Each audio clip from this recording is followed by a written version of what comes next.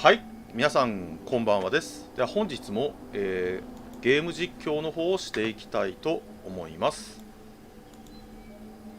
これいきなり始まっちゃうんだよね。今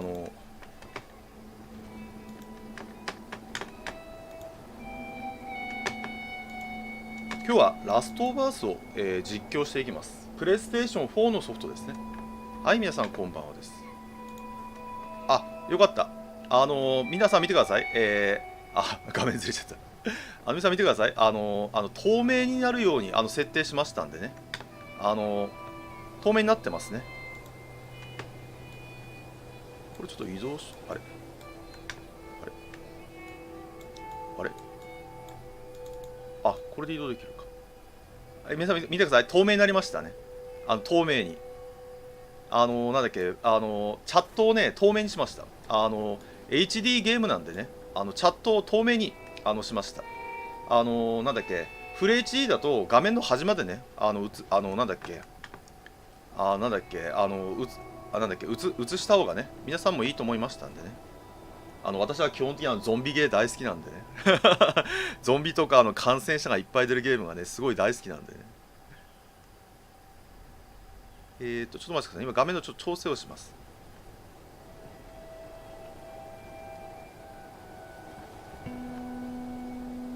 ちょっとお待ちくださいね。今画面のちょっと調整をしますんでね。ちょっとお待ちください。もっとあれか、チャットを大きくしてもいいか、透明だから。こんな感じかな。はい、じゃあこんな感じでやっていきましょうか。はい。ということで、今回は、ラストオブアス、プレイステーション4プロですね。を使って、プレイしていきたいと思います。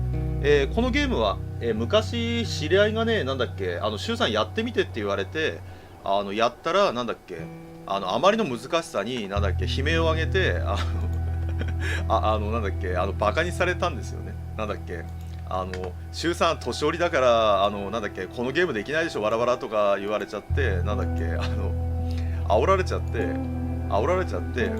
それでなんだっけ、じゃあおじちゃんが極めてみせるわって言って、なんだっけ、トロコンまでやりました。トロフィーコンプリートまでね、やった感じになってます。ちょっとお待ちくださいね。今ちょっといろいろ準備してますんで。今ちょっとツイッターでつぶやきますんでね、ちょっとお待ちください。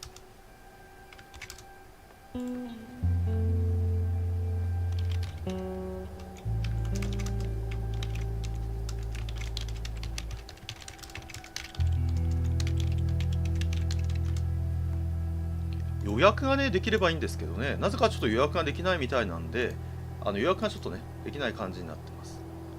よし、 OK ですかね。じゃあ始めていきましょうか。なんだっけ、プレイ的にはなんだっけ、そのなるべくいろんなイベントとか、あとなんだっけ、拾えるものとか拾っていきましょう。だから本当にゲームを純粋に楽しむっていう感じにやっていきましょうか。ゲームを純粋にね楽しむっていう感じでやっていきます。だからなんだっけ、ちょっと寄り道とかいっぱいしますけどね、よかったらお付き合いください。で始めていきましょうか。これが DLC ですね。これがDLC のコンテンツ。こちらでやっていきたいと思います。じゃあ新しいゲーム。はい、こんばんはです。でもちろん上級で、このグランドサバイバルになっちゃうと、なんだっけ、多分トライアンドエラー、要はちょっとミスったらすぐリセットっていう、なんかちょっと見てて多分こう爽快感がないんで、上級で逆に初級だと簡単すぎるんで、上級ぐらいがねちょうどいいと思いますんで、上級でやっていきたいと思います。難易度的にはね、上級が一番なんだっけ、見どころがある感じかな、見た目的にも。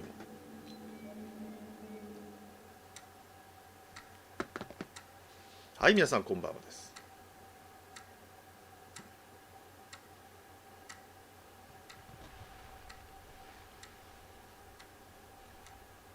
あ、頼む、聞いてくれ。あいつは上司だぞ。だから今クビになったら困るんだよ。分かってる。明日の朝話そうな。明日の朝だ。じゃあな。はい。ほら。仕事どうだった？なんでまだ起きてるんだ。しまった。何時？とっくに寝る時間だろう。まだ今日でしょ。疲れてるんだ。口答えはやめてくれ。はい。なんだ？誕生日でしょ。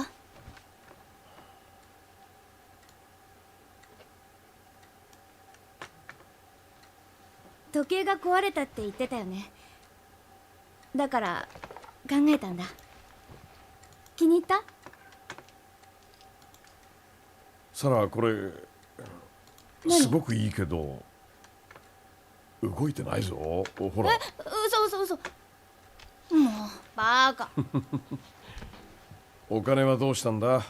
ドラッグ売りさばいて儲けたの。そうか、じゃあローンも手伝ってもらおう。はいはい。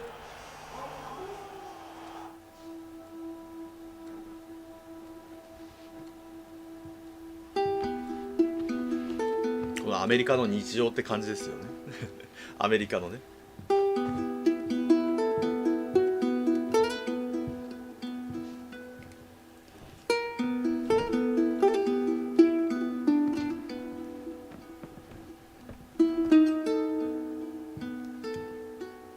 おやすみ、愛してるよ。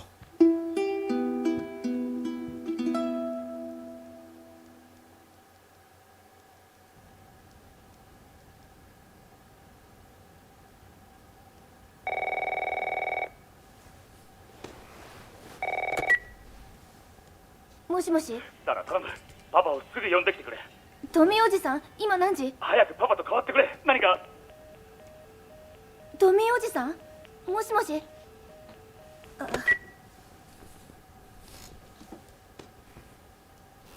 さあ、こっからキャラクターを動かしていきますね。あ、字幕出しましょうか。字幕。これ、字幕出しましょうか。ごめんなさい。字幕を出していきましょうか。進行ヒントはいらない。チュートリアルもいらない。聞き耳を青にしましょうか。すいませんでした。いつも字幕はオフにしてたんですけど、ゲーム実況だとね、もしかしたら、その耳が聞こえない方とかも、見てるかもしれませんのでね、字幕を出していきたいと思います。あと、ほら、どうしてもなんか音を消して、もしかしたら生配信を見てる方もいるかもしれませんので、ちょっとね、音を消して字幕を出していきましょう。で、ちょっと画面がなんだっけ、暗いなんだっけかもしれません。ゲームシステム的に画面がちょっと暗いかもしれません。その辺はね、ちょっとお許しください。で、やっていきましょうか。まずこのサラ何だったの？サラちゃんをちょっとこうやってね、使って、操作していきます。なんかあります？あ、しまった。あげるの忘れてた。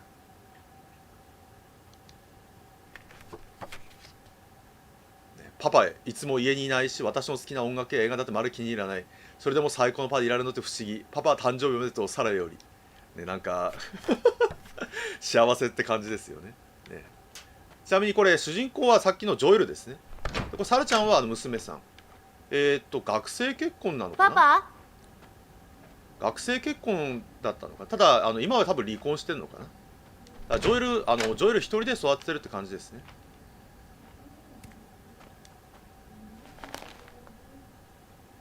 医療施設への駆け込み相次ぐ謎の感染により感染者数が3倍に、ね、汚染リストを拡大、女性が暴れ夫と他3人を殺害、ね、なんか、はい皆さんこんばんはですね。なんかなんだろう、この頃このゲームやってる頃にはさ、こんなのありえねえってなんか感じでしたよね。感染者がそんなことになるわけねえじゃん、笑ってた時代が懐かしいね、なんかそういう笑ってた時代がなんか懐かしいですね。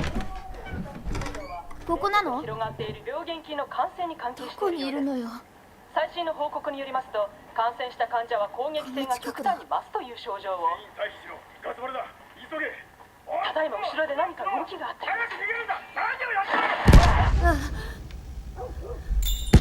はい、なんとリンクしてますね。これ今ニュースとリンクしてますね。ここがジョエルの部屋ですね。ジョエル、さっきのパパの部屋ですね。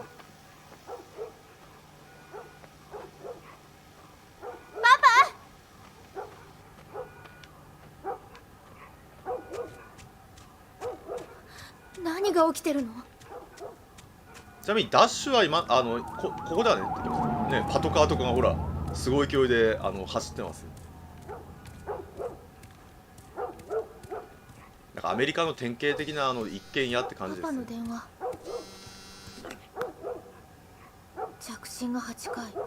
一体どこにいるんだ？電話をくれ。すぐに行く。これはトミーおじさんって言ってジョエルの弟ですね。ジョエルの弟から着信がねいっぱい来てます。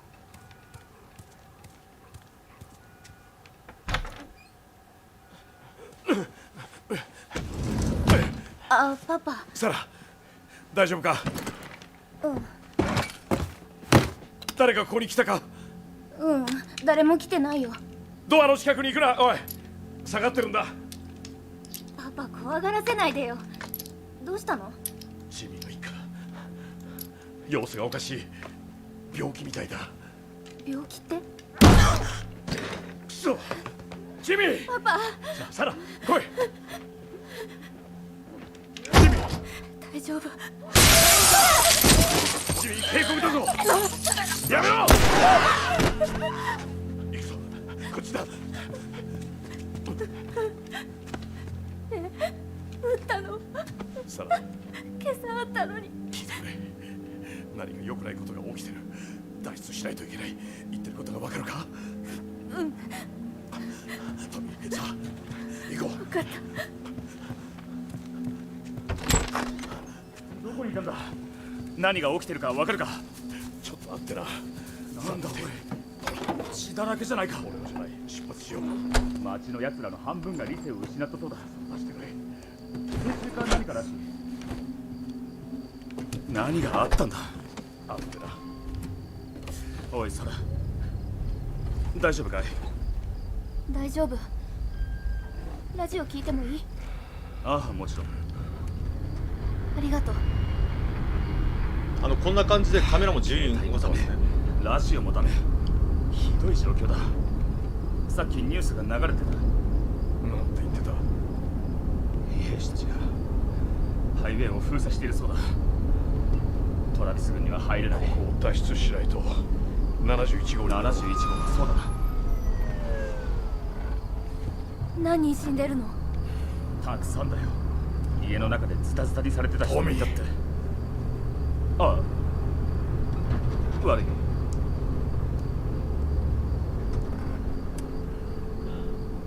なんでこんなことが。単なる噂だ。だが市街地だけじゃない。最初は南部ってことだった。それが東海岸と西海岸。おい、あれはルイスの農場だ。あ、助かったんだ。奴は大丈夫さ。私たちも病気？いや、病気じゃない。本当に？町の方で発生したらしい。本当だ。ジミーも町にいたの？ああ、そうだ。俺たちは大丈夫だ。おい、人がいる。何をするつもりだ？無視しろ。子供もいるぞ。こっちもだ。でも乗れるよ。走るんだ、トミー。なんだっけ、誰が感染してるかわからないから乗せられないってやつです。乗せられたのに。あ、ここが病院ですね。これがこの町の大病院です。ああ、最悪だな。みんな同じことを考えてやがる。これ幹線道路です。戻ってから。なんだお前、行けよ。何なの？トミー。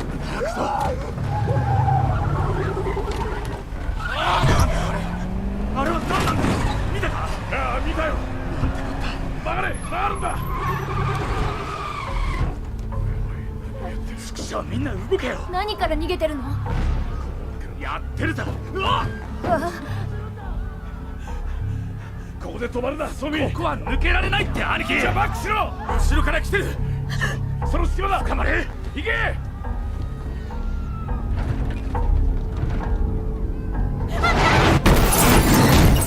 は退社確定ですね。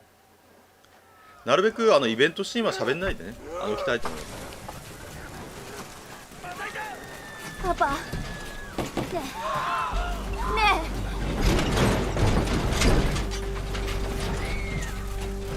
戻らせたら隠れろ。え。無事だよ。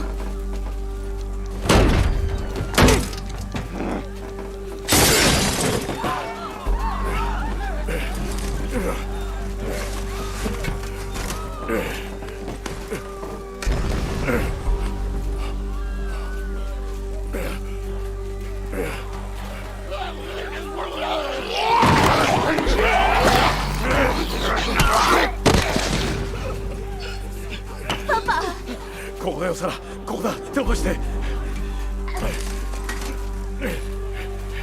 どうした？足が痛い。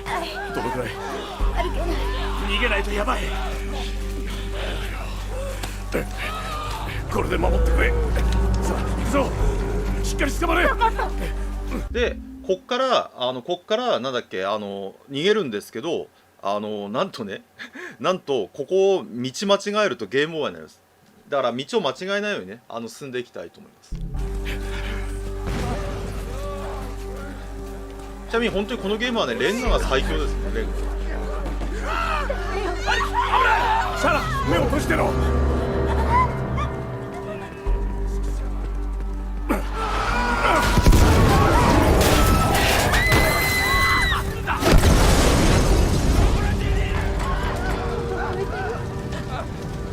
サラ、見るな。なんか映画みたいです。パパだけを見てろ。あっちだ。絶対逃げ出せ。安心しろ。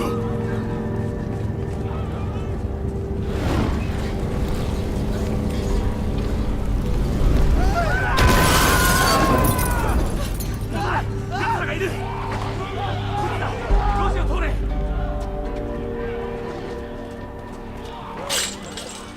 走れ。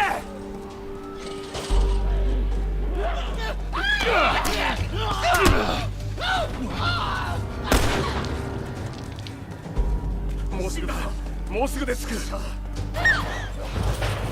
まるな。ここを出る道を探せ。来い兄貴。急げ。ハイウェイに行け。早く。サラがいるだろ。俺は追いつく。おじさん。先に行ってるぞ。急げ。おじさんを置いてかないで。あいつは大丈夫。大丈夫だ。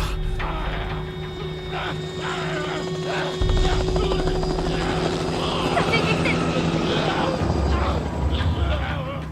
パパ。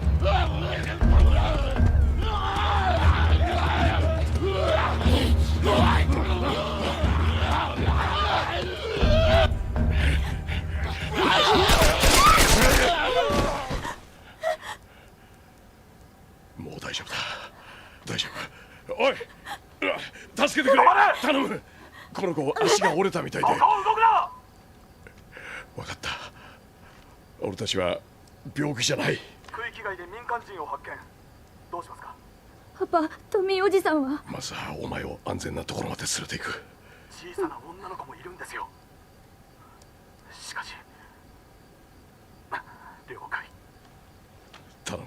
ひどい目にあったんだ。とりあえず。くそ。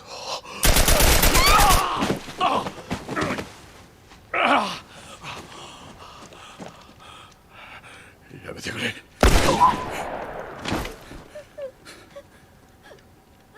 まずい。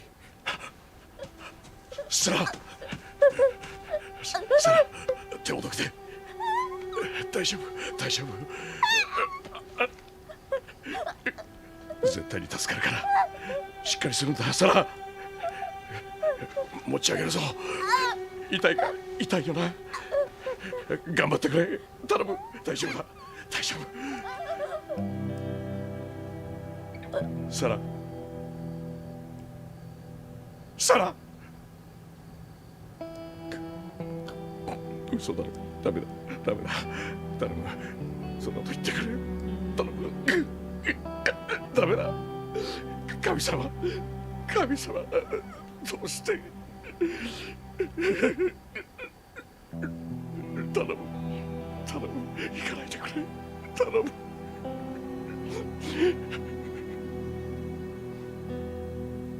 ザ・ラスト・オブ・アスです。まあアメリカの終わりって意味でしょうね。これまでに200人以上の死亡が確認されています。知事は非常事態を宣言し、すごい数の死体が道路に並べられてた。 WHO 世界保健機構によるワクチンテストが失敗したとの情報が漏洩し、世界各地でパニックが広がっています。官僚が追放されたことで、ようやく市民保護のために必要な行動をついにロサンゼルス市でも初めて戒厳令が発令されました。全ての住民が72時間以内に指定の隔離この地域へ移動。冬史上最低の配給量をきっかけとして発生した暴動が3日目を迎えました。ファイアフライと名乗るグループが今回の攻撃について犯行声明を発表しました。彼らの社会憲章は政府組織の復活を訴えています。抗議デモの責任者としてファイアフライのメンバーとされる6名が処刑されました。パート2はどうするかね。パート2は考えてみます。パート2。闇の中にいる時こそ光を探してください。それがファイアフライです。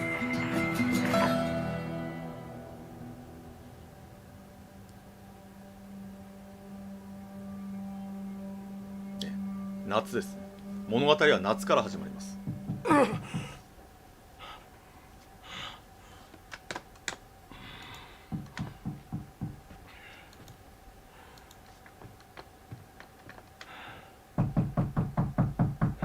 今行く。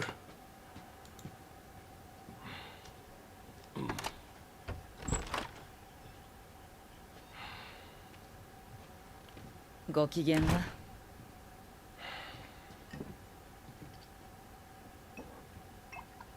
飲む？ああ、いや、いらない。面白い情報があるどこにいたんだ？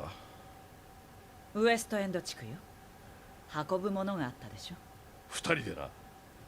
二人で運ぶはずだった。でもあなた一人になりたいって言ってたじゃない。当ててやろうか。取引は失敗。客は薬を奪って逃げた。取引は無事に済んだわ。このカードで2ヶ月は食べていける。その傷はどうした？戻ってくる途中でバカな2人組にちょっとやられただけよ。何発か食らっちゃったけど無事だからいいじゃない。よこせ。バカな二人組はどこだ？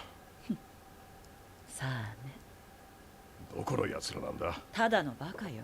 問題はあいつらを雇ったのがロバートの野郎だったってこと。あのロバートか。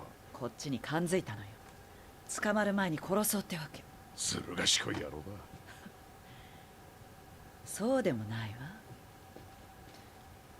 隠れ家が分かった。本当か？どこだ？ミッションヒルの古い倉庫。今のところはだけどね。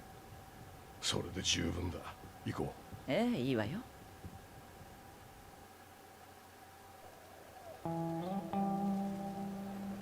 簡単に説明すると、パンデミックが起きてしまって、もう政府っていうのは崩壊してる世界ですね。で、ここは隔離地域って言って、なんだっけ、チェックポイント5はまだある。壁に囲まれた中ですね。壁に囲まれた中。なので、一応安全ってことですね。で、ここで、なんだっけ、仕切ってるのは政府じゃなくて、軍隊ですね。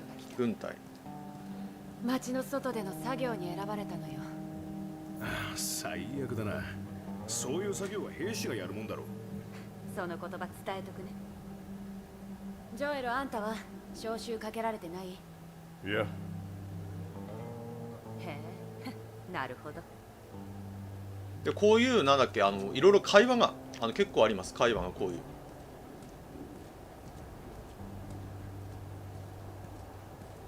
だからこの頃発売した時はなんだっけ、こんなこと起きるわけねえだろ、わらわらってみんなで笑ってましたからね。こんな世界になるわけねえじゃん、わらわら笑ってみんなで笑ってた時期ですよね、本当に。このゲームも8年前か。8年前のゲームですね。本規則の遵守は全市民の義務です。あれ見て。配給の行列ができてる。物資が。で、これが配給。これがその配給をもらう列ですね。配給が届いたら扉を開ける。今週の配給は半分か。おいおい、ふざけんなよ。3週連続だぞ。でもどうしようもないだろ。いい加減にしろってんだ。軍人どもの飯は制限なしだろ。声が大きいぞ。落ち着けって。今さら気にしねえよ。捕まえてみろ。とにかく黙れって。まあ、要はなんだっけ、これ隔離地域なんで配給が最近ここ3週間ぐらい量が減ってるってんで市民の不満が出てるってことですね。床に捨てろ。オーケー、分かった。悪いことはしてない。両手を頭の上に。よし、スキャンだ。でこれは今感染してるかどうかのなんだっけチェックですね。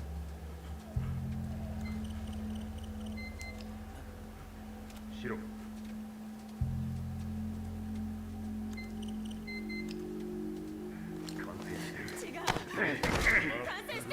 抑えてろ。やれ。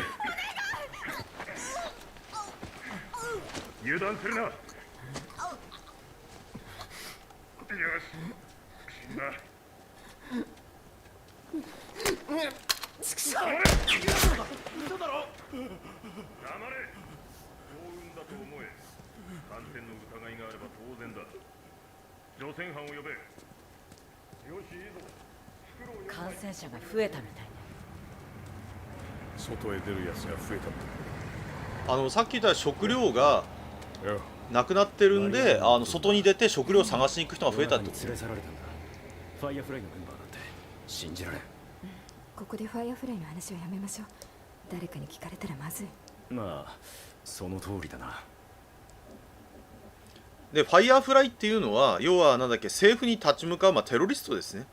で目的はなんだっけそのなんだっけ元のなんだっけ国家を作ることが目的ですね。国家を。でこの黄色い服着てる人たちは前で死んだランナーが突然現れてなんだっけ外で作業してる人たちですね。外で。リンチされたってよ。聞いた話じゃ並べられて切り刻まれてた。問題なくつもりだろう。この隔離地域で反乱が起きたらこっちもやられる。この隔離地域は大丈夫だ。ちょっとでも歯向かいそうなやつがいたらすぐに捕まえてやる。反乱が起きた地域の奴らも同じことを言ってたと思う。ファイヤーフライどものせいだ。奴らは市民を扇動してる。ファイヤーフライを潰せば問題は解決だ。その通りだな。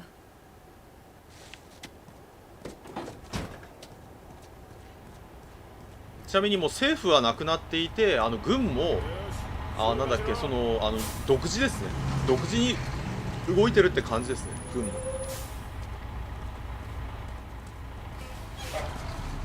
身分証明。要件は何だ。休暇だ。友人の訪問。よし、通っていいぞ。どうも。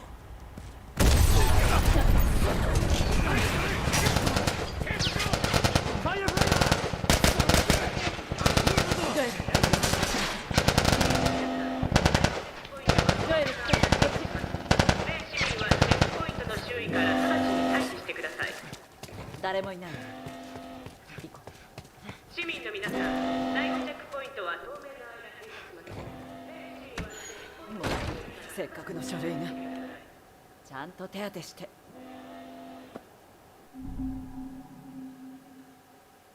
でこれちゃんとチュートリアルをね教えてくださるからいいですよ。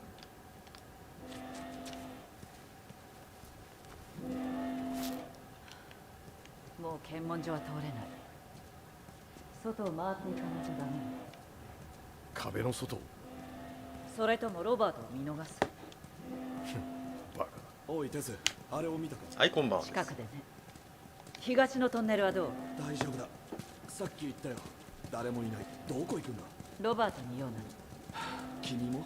他に誰が？ああ、マーリーンがロバートのことを探し回ってた。マーリーン？ファイアフライがロバートに何のよ。俺が知るか。どんな情報をあげたの？何も。ロバートの居場所は知らん。よかった。ねえ気をつけて。軍もじきに動くみたいよ。ああ、またな。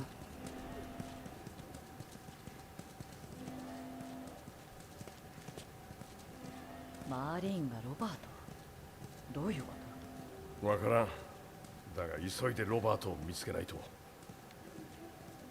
ちなみになんだっけ、正しくは感染者はなんだっけ、ウイルスじゃなくて、今回のこの作品は胞子ですね。着いたわ胞子よう、調子はどうだ？どこも物騒ね。で、ゾンビではありません、こっちはどうゾンビでは。静かだ。軍も感染者もいない。安心したわ。なので普通になんだっけ、頭を打ったりとかしなくても倒せます。あくまで感染者なんでね、感染者。だから心臓が止まれば倒せるってことですね。無茶はするなよ。そうそう、途中か、そうそうそう。あ、ライブですよ、ライブですよ。もうひどい状態ね。基本的にゲーム実況はライブですね。基本的にゲーム実況は。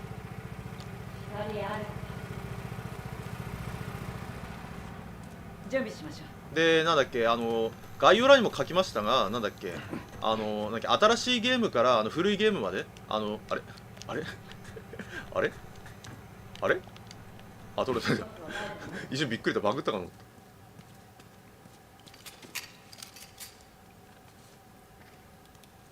弾が少ないな。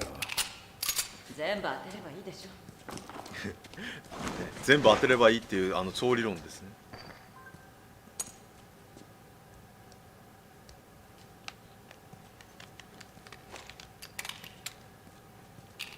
じゃあ行きましょう。持ち上げて。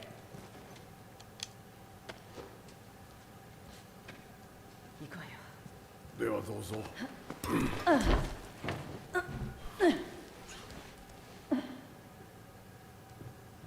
さあ。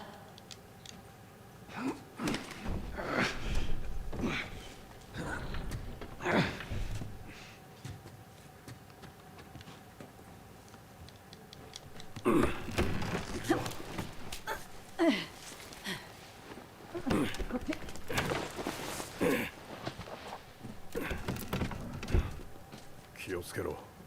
気をつけてる。これ簡単に言うと、なんだっけ、胞子を吸うことによって感染するってことですね。で、感染するとなぜかその人間を襲ってくるってやつですね。そうね。で、なんだっけ、密集した空間で吸わなければ感染はしないみたいですね。だからなんかこういう屋外で胞子を吸ったとしても発症はしないみたいですね。あくまでこう狭い空間、家の中とかそういうところ、あと噛まれたり感染者に噛まれたらダメなんですけどね。感染者に噛まれてしまうとどっちみちダメですけどね。レディーファースト。レディー？私のことじゃないわね。そんなことないさ。蜜はダメですよ、蜜はね。蜜はダメ。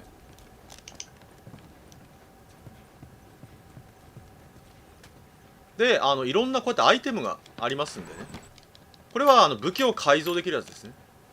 このゲームは基本的にアイテムで拾って、ガスマスクありますよ。ガスマスクあります。アイテムを拾って改造していくって感じかな。これはドッグタグですね。これこんな感じでドッグタグ、これファイアフライのドッグタグですね。空気感染っていうか、なんだっけ、胞子感染かな。あとはなんだっけ、噛まれたり傷をつけたりすると感染するって形ですね。ロバートは銃をどうしたの？死にたくなきゃ取ってあるさ。銃さえ取り戻せたら売るのは簡単よね。待って、胞子。いや、山寺さんとね、少佐ですからね。どこから入ってきたんだ。前はなかったのに。これですね。犯人がいたぞ。これ。比較的新しい。こんな感じになります。周囲を警戒して。こうやって胞子を出すってことですね。ここなら通れるはずだ。大丈夫？ああ、天井が落ちてきた。気をつけろ。まあ多分それを意識したのか。気をつけるんだ。助け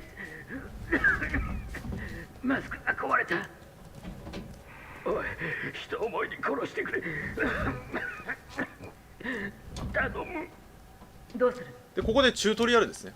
チュートリアル。なんだっけ、これまあ、こういうチュートリアルですね。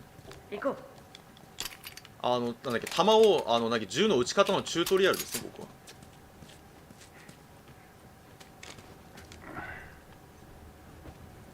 この先聞こ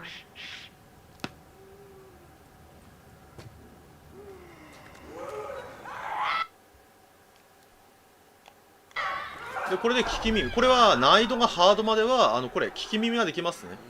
敵の位置が分かるってことで、これは感染者で、感染者はなんだっけ、足音とか、あと目で見えて見て襲ってきます。だからこうやって後ろからスニークで近づいてこうやって落とします。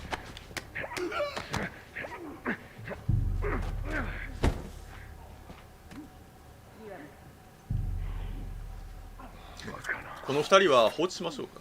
倒せますよ。倒せますけど無駄にダメージ食らっちゃいますから。お食事中ですから。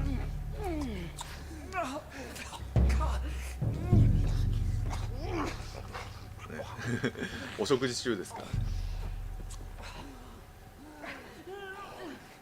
ちなみにハードだとこのくらいのスピードで歩いて大丈夫です。ちなみに難易度が上がると何がまずいかっていうと、このスピードでもダメです。要はこのぐらい、これこのスピード、今のさらに半歩だから、このぐらいのこのスピードでいかないと見つかりますだからあんまり難易度高いやつはね、やんない方がいいんですよね。はい、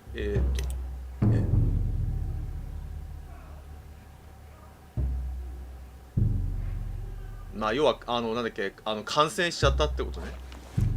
光は大丈夫。光はね、なんだっけ、なんだっけ、人間とかはダメだね。人間とかは要はこの隔離の外から入ったんだけど感染しちゃったってやつですね。さあ、これで全部ね。だといいな。すいません。町に戻りましょいやだからなんだっけ、最高難易度でクリアするときはね、なんだっけ、トライアンドエラーがすごかったですよ。本当になんだっけ、リセットしてなんだっけ、繰り返すのが。分かった。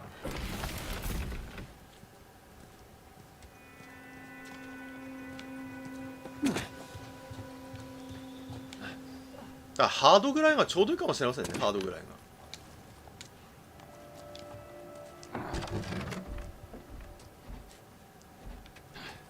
こっちよ、渡して。イージーだと弾が敵の落とす弾が多すぎるんで、スニーク切るよりはなんか普通に銃撃戦ばっかりやることになっちゃうからね。分かった。ハードだとちょっと弾の数も少なくて、なんだっけ、アイテムの数も少ないんで、ちょっとスニーク、要はさっきみたいに後ろからステルスキルをするっていう形になります。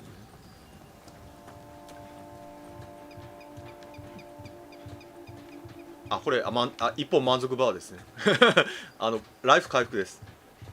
そうライフ回復ですね。今の近くに兵士がいないか調べてくれ。大丈夫。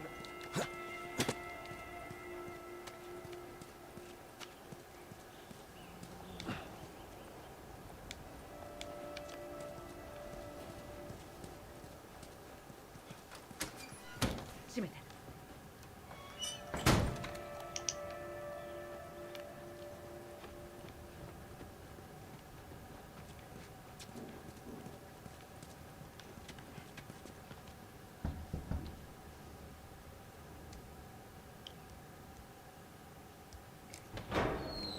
ねえ坊や、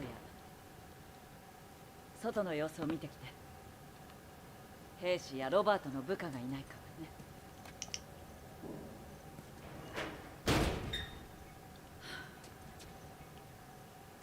ね。奴は待ち構えてるぞ。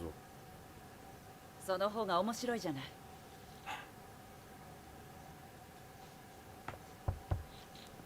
行くわよ。ほら。でここは壁の外です。元気にしてるかい？今はやめてて。いや構わない。ダメよ。ほら壁の外のあれが壁。あれ壁ね。そうするよ。だから怒らないで。配給カードがないなら時間の無駄だからやめて。弾丸と交換する気はないの。まあ弾丸は余ってるってことですね。早くして飢え死にしそう。おとなしく待っててくれ。もうすぐ次の分が来る。ちょっと列に割り込まないでよ。うるせえ。俺はこれをずっと待ってたんだ。ネズミです貴重なタンパク源ですね。悪いな。犬はもう全部売れたんだ。あっという間だよ。来週来てくれ。さったら買え。テス。だからこの世界ではもう配給カードがお金みたいなもんですね。配給カード。どこに行くつもりだ。マリコ、座りああ、すまないテス。君の連れだったんだ。どうぞ。なんだっけ、配給カードがあれば壁の中で食料もらえますからね。誰だ。頭痛の種じゃないで。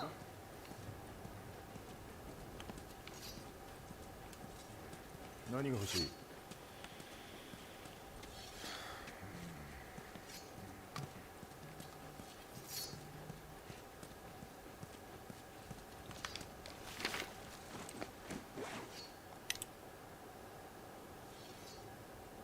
まあこれは要はなんだっけ、招集に来なければ配給は止めるってやつですね。配給は止めるってことなんでここに子供がいるんでしょう。あいつ工場にいろいろ溜め込んでるらしいぞ。でこれがファイヤーフライのリーダーです。ああ。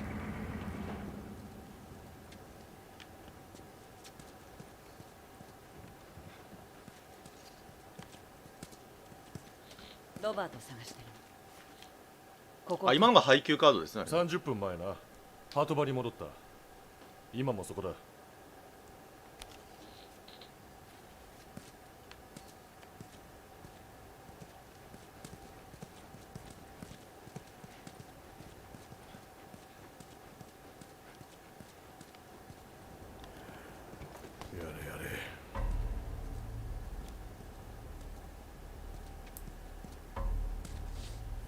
通して。命が欲しいなら回れ右してとっとと帰りな。あなたたちに用はないの。ロバートを渡して面倒は嫌でしょ。早く後ろ向いてどっかへ失せろ。いなくなってほしければロバートを渡しなさい。おい、早くここから出ていかねえとお前のその頭かち割っちまうぞ。あらそうで人間は頭に一発当てれば倒せます。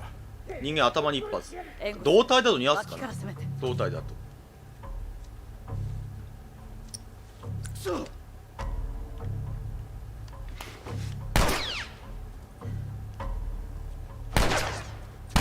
やべミスった。あんな感じですね。あんな感じで頭に一発当てれば人間は倒せます。お前もな。弾丸落とさない。弾丸落とさない。弾がすごい貴重なんですよ。銃の弾は。得意だからね。さっさと終わらせましょう。そうか。ここは通れない。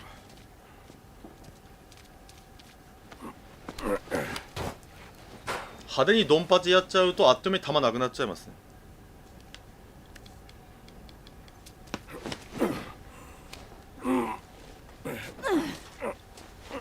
よし。よし。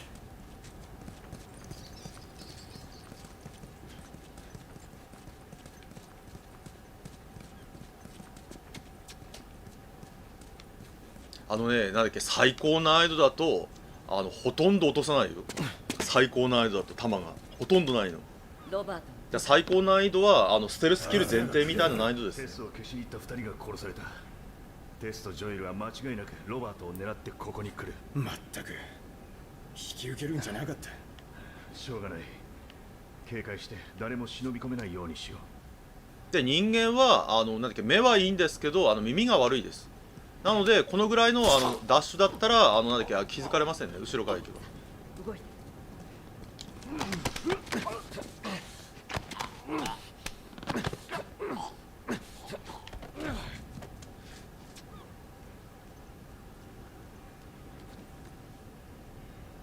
さっき話そうとしたのは冗談通りでのことだ。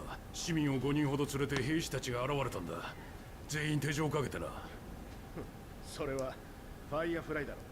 そう、彼らを壁の前に並べてバンバンバン、全員処刑された。ひどいな。街中で起きていることだ。厳しく弾圧している。いとこがメンバーだ。本当か？ああ、世界を救うつもりらしい。無事だといいが。ね、無事だといいんですけどね。でもう一人はテスがやってくれます。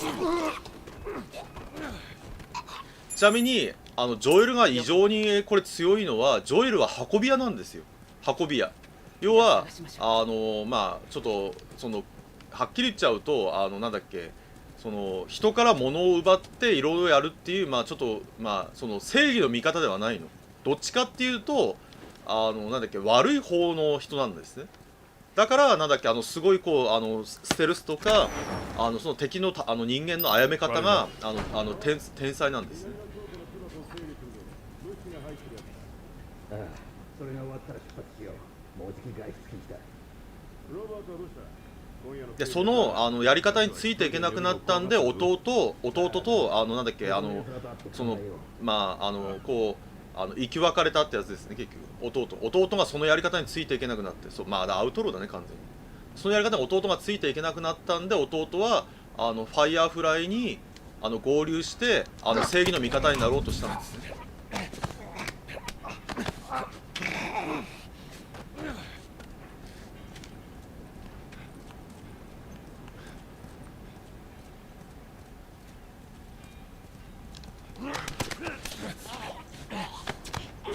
まあトランスポーターってそういうもんですからね。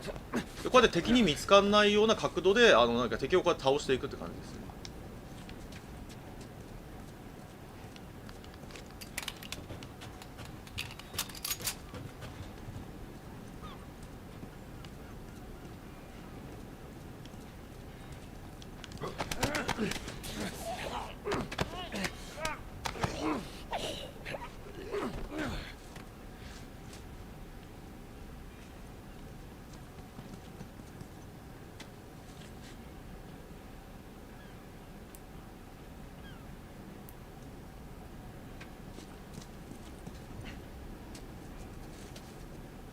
だからそれがテーマですからね。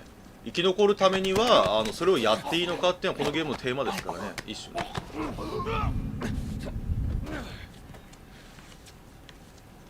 その調子よ。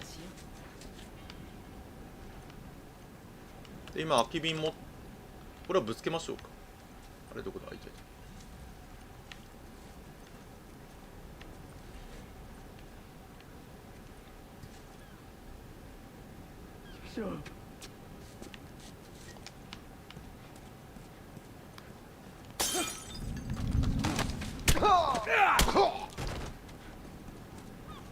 空き瓶はなんだっけ、なんだっけ、誘導もできたり、今みたいにぶつけてなんだっけなんだっけ、ひるませることもできるってやつですね。袖がいるわ。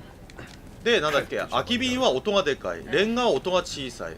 でレンガはなんだっけ、武器としても使えますね。だから殴るっていう武器としても使えますね、レンガは。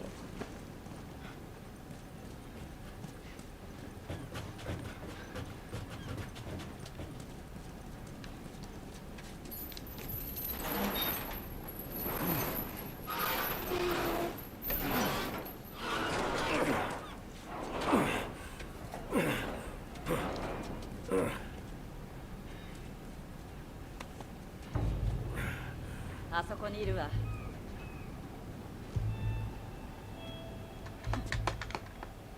気取ったクズ野郎が。さっさと終わらせよ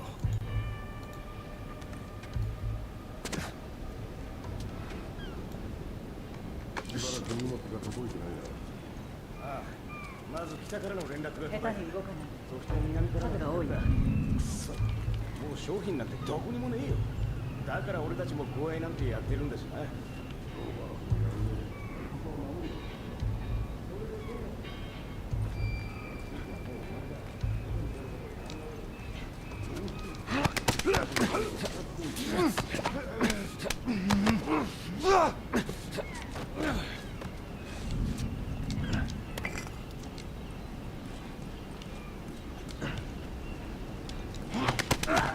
なみになんだっけ、会話が終わったら倒しとく。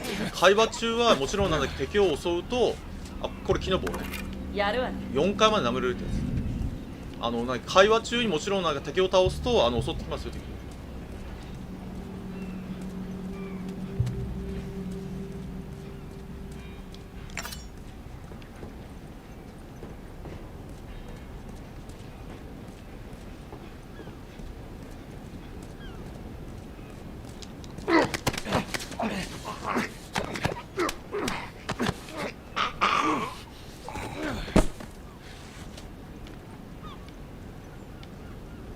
ちなみにやたらめったらなんだっけ、スムーズにやってるのは動画投稿する前はなんだっけ、なんだっけ、ゲームやりまくってましたからね。なんだっけ、ゲームは全てトロフィーコンプリートするぐらいの勢いでゲームをやってましたからね。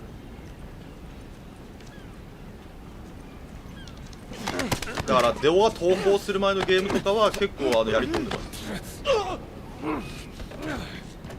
動画投稿してからなんだっけ、時間がなくなっちゃったんで、あんまりこうやり込みやんなくなった感じです。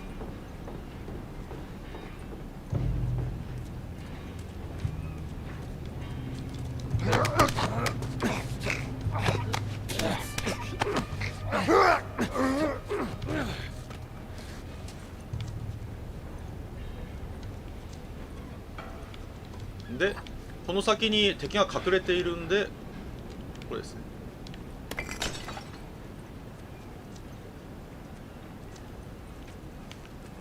ロバートは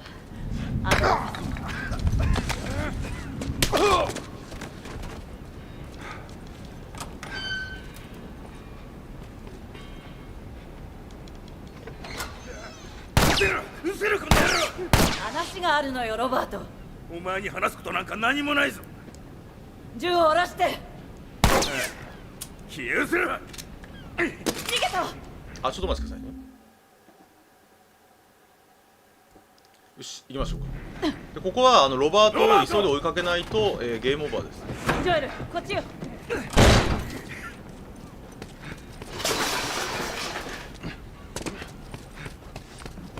あと1つよ。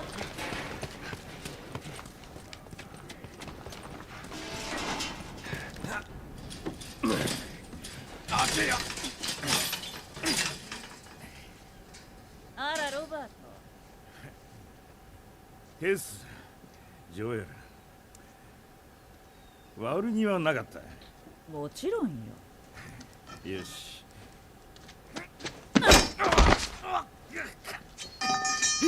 会いたかったわ。なあ、お前が聞いたのは全部デタラメなんだ。俺はただ。銃はどこにあるのか言って。ああ、分かった。でもややこしいんだ。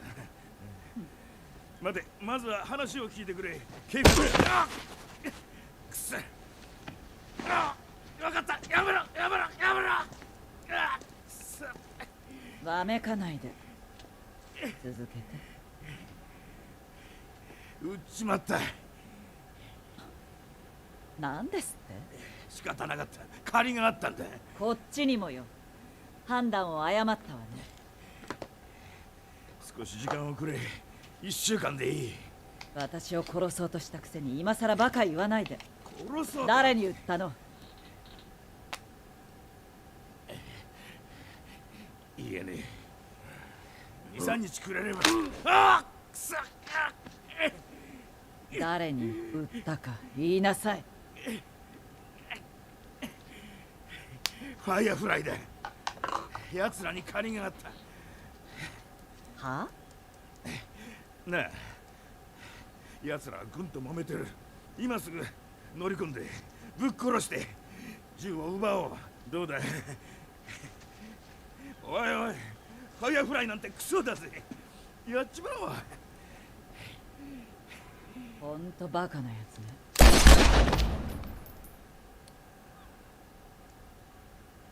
でどうする？銃を取り返す。どうやって？さあね、説得するとか？とにかくファイアフライを探すの。ここにいるわよ。早速女王様のお出ましだ。なんでここに？ビジネスよ。痛そうじゃない。ロバートは？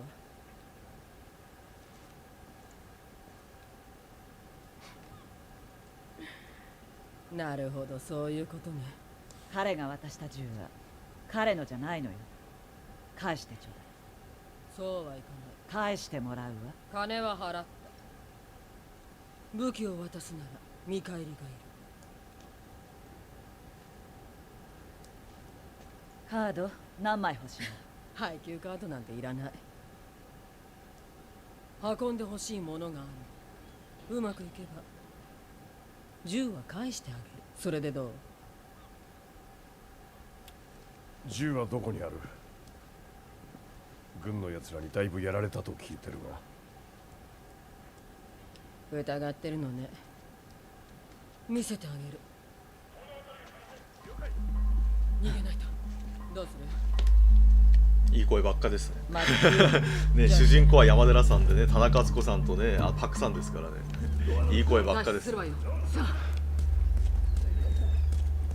取引したい。ついて。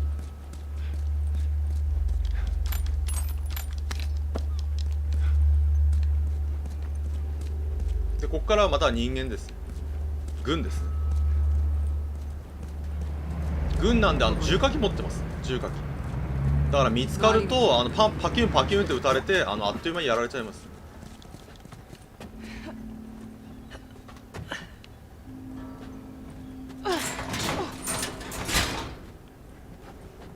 まあ声聞いてるだけで名作ですよね。声聞いてるだけで。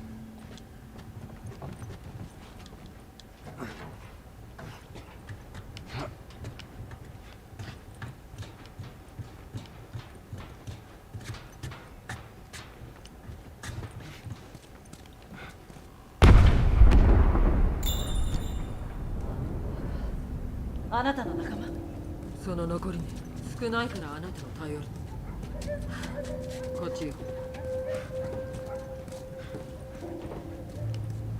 なぜ今なんだ？で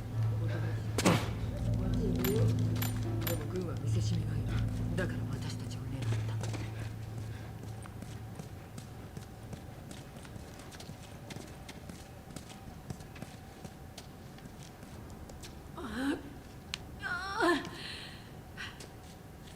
ジョエル、手を貸して。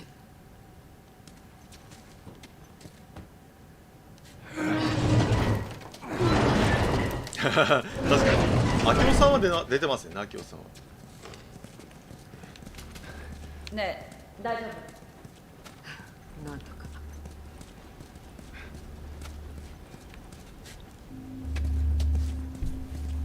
待って、兵士。あれが出口、橋の下の扉。楽しい状況ではないな。こっそり抜け出しましょう。気が進まないかもしれないけど。やってみましょう。行くわよ。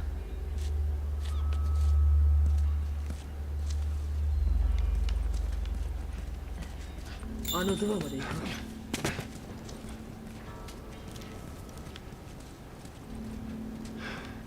こここからは見つからないようになんだっけ倒していくって形ですね。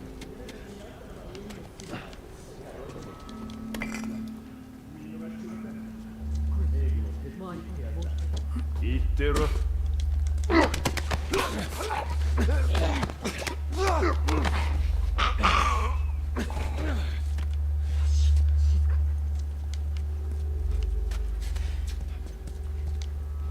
気をつけて。今日はやたらといるわね。後ろがガラ空きすぎるよね。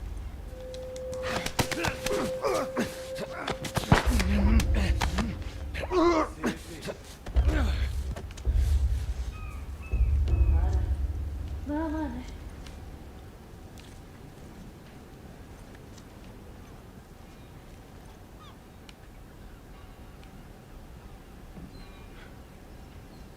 もっと後ろを見てって感じだよね。ね、なぜ前しか見ていない状態ですよ。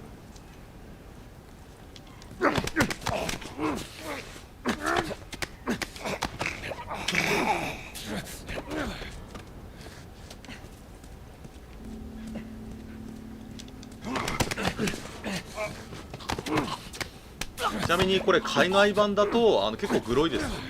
海外版だと結構グロいです。海外版だと。日本版この日本版だとなんだっけ結構そういうところがマイルドになってるんですけど、海外版だと結構ねなんだっけモツが飛び出たりするんで、残りあいつだけですね。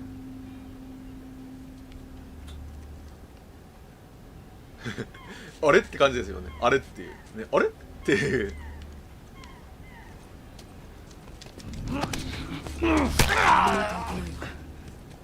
で実はここでは私今あっち行っちゃったじゃん。あっち行っちゃダメなんですよ。実はここでも会話イベントあるんですけど、なんだっけスムーズに倒しちゃうと会話イベントなくなっちゃうんですよね。会話イベント。これファイヤーフライのメンツね。でここでさっきのパクさんのキャラクターがここで会話イベントがあるんですよ。会話イベント。で多分バグだと思うんだけど、こっから先行っちゃうともうほら先に進んじゃうんですね。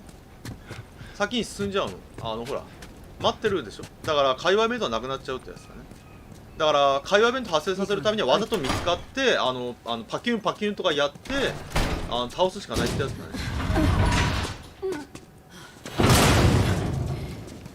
どこに行くの周り。基本的になんだっけバイオハザードもそうですよね。海外版はグロテスクなものが多いですよね。でこれちなみに走れないところでは、そうだよパクさん。でも大丈夫。これ走れないところではこうやると実はスピード速いんですよ。ほらだから会話のイベントをもし RTA とかなんかやるんだったら走れないところではこのなんだっけしゃがんで進むといいです。何を運ばせたい？会話カットできます。強制的に会話を。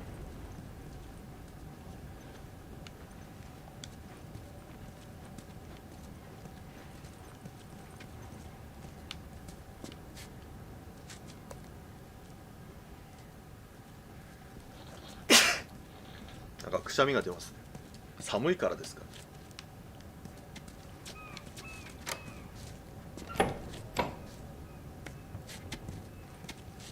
ジュエル、手を貸して。おいおい、どうした？立てよ。手を離して。ちょっとやめなさい。随分と若いメンバーだな。メンバーじゃないわ。嘘。どうしたの？大丈夫、直せるから。ガイドよ。私はいけないの。私も行かない。エリー、最後のチャンスなの。おい、運ぶってこの子か？ファイアフライがいる州の議事堂まで。そんな遠くまで？でもできるでしょ。戻ったら買った武器は全部返す。倍にして返してあげる。その武器は一体どこなの？キャンプにある。この目で見るまでは何もしないわ。じゃあついてきて。武器を見てる間私は治療する。でもこの子が来るのは危険なの。ジョエルがついててあげて。おい、勝手なこと言わエリ一緒に。信用できる？弟のトミーを知ってるの。困った時は兄貴を頼れって言ってた。あいつはファイヤーフライから去ったぞ。あんたからもね。いい人だった。ねえ、あの子と北トンネルに行って待ってて。勘弁しろよ。運ぶだけじゃない。話は終わり。あなたは大丈夫。さあ行って。急ぐんだぞ。お前はついてこい。行くぞ。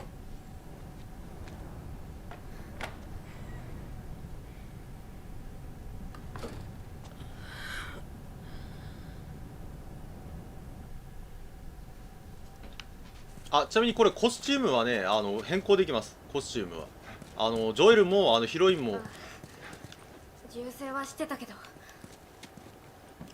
何があったの？これファイヤーフライね。ファイヤーフライだ。さっさと移動しないと俺たちも同じ目に遭う。プロなんでしょ、任せるよ。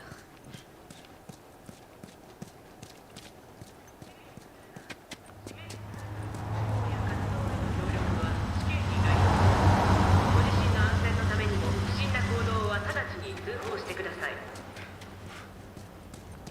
ただ謎なのが、こういう崩壊した世界で車の補修パーツとかでどうやってるんでしょうね。ガソリンって実際はなんだっけ、半年持たないらしいですよ、新しく作らないと。だからこういう世界が崩壊した後ってガソリンとかってもう手に入らないらしいですよ。ガソリンの生成自体が難しいらしいんですよ。この上だ、北トンネルに繋がってる。どうやって行くの？ちょっと待ってろよ。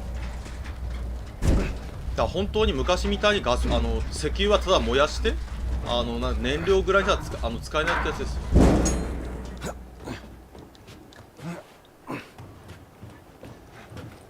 空気に触れちゃうとガソリンはすぐ劣化しちゃうらしいんですね。このトンネル密輸に使うの？ああ、違法なものも。たまにな。子供は運んだことある？うん、部品がね、メンテの部品が手に入らないからね。マーリンとはどんな関係だ？さあね、多分友達かな。友達 EV もほら電池が劣化しちゃう12からね。歳ぐらいのガキがファイアフライのリーダーと友達？母さんの友達なの。私の世話もしてくれてる。あと私は14、年なんて全然意味ないけど。親はどこにいるんだ？そんなのとっくにいないよ。誰の親もそうでしょ。つまり学校に通う代わりに逃げ出してファイアフライに参加したってわけだな。いい？私を運ばせる理由については教えられないよ。俺の仕事のいいところはな、理由を知らずに済むことだ。正直なとこ、そんなもの知りたくもない。よかった。だろ？ここだ。はい、こんばんはです。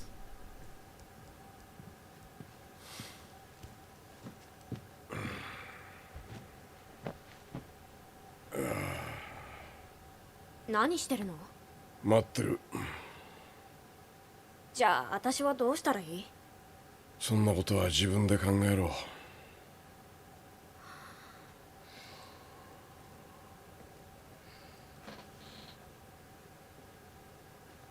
時計止まってる。この時計はオープニングで娘さんからもらった時計ですよ。ダメだ。行くんじゃ。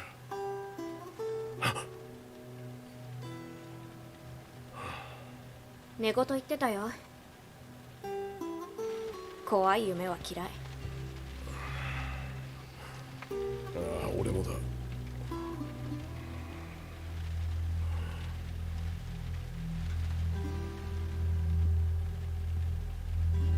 私初めて見たんだ、街の外。ほんと真っ暗だね。でもここよりはマシでしょ。ファイヤーフライはお前をどうしたいんだ？ごめん、遅くなったわね。軍の見張りが多くて。マーリンは無事よ。武器は確認した、大量に。やるわね。うん、そうだね。多分そう、過去から時が止まってるっていう、多分そういうことなんでしょうね。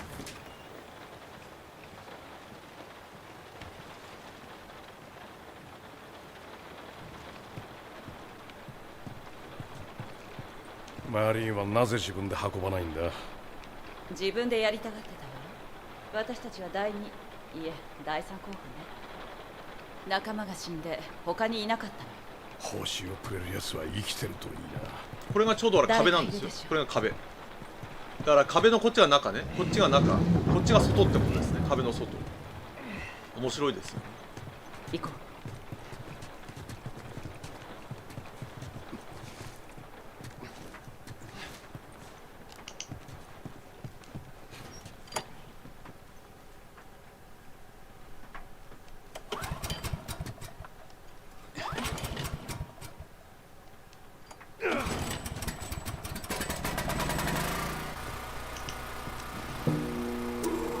誰が受け取りに行く？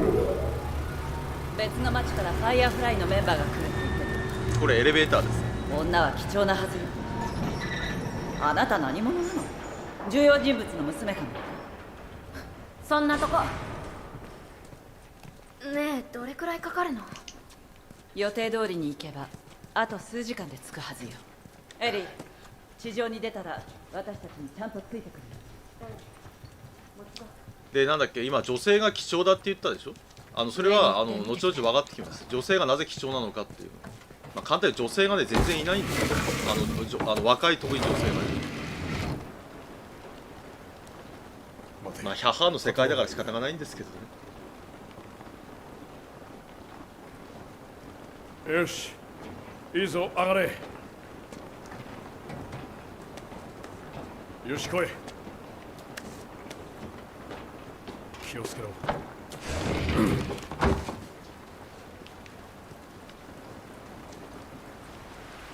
雨か、厄介だな。信じられない。本当に外にいるんだ。これが壁ですよ。これが壁です。だからジョエルたちはこの中から来たところですね。こっちだ。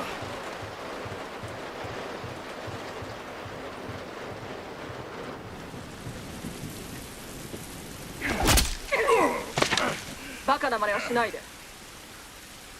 行け。背を向けろ。ひざまずけ。スキャンしておいて。ああ、手を頭に置け。こちらゾーン12のラミレス3名捕獲。回収願います。了解。見逃して後でお礼するわよ。黙れ。たくうんざりだ。到着はあと2分。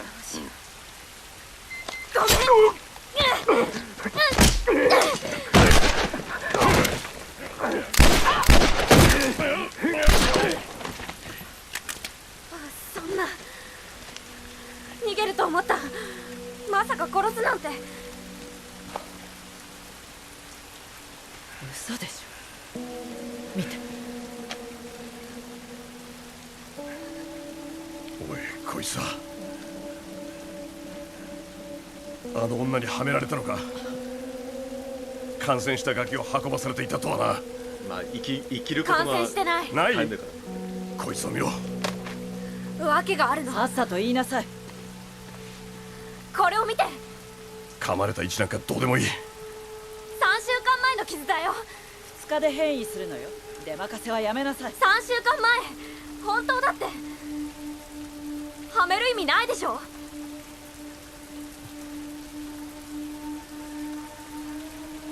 りえない話だ。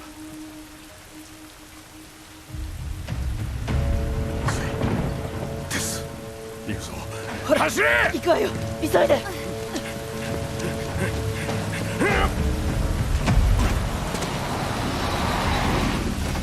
簡単に言うとエリーちゃんは免疫を持ってるってこと。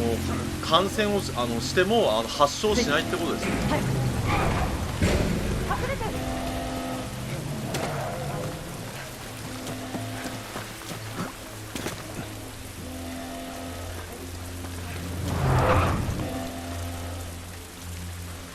まあほら今もなんかよくあるでしょ。ウイルスとかでは兵士。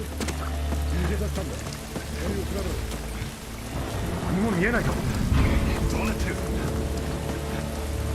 ウイルスとかをこう抗体を持ってるって。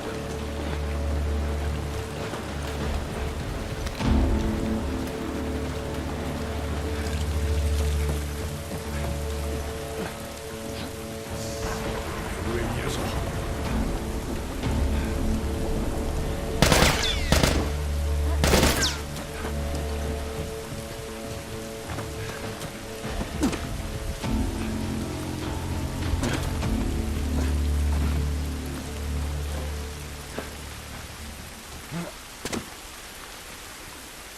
よくありますよね。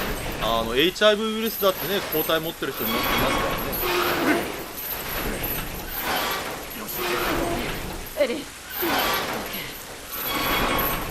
これさ、すごい疑問なのはさ、これ長年放置されたシャッターって開くのかねね、油とかさせない、ね、さしてないシャッターとかって開くのかねまあそれは突っ込んじゃいけないんでしょうね、そういうのは。まだ見つかってない。普通シャッターとかってメンテしないとなんだっけ、下手するとだけ 1,2 年動かさないだけでも固まっちゃいますからね、ギアの部分が。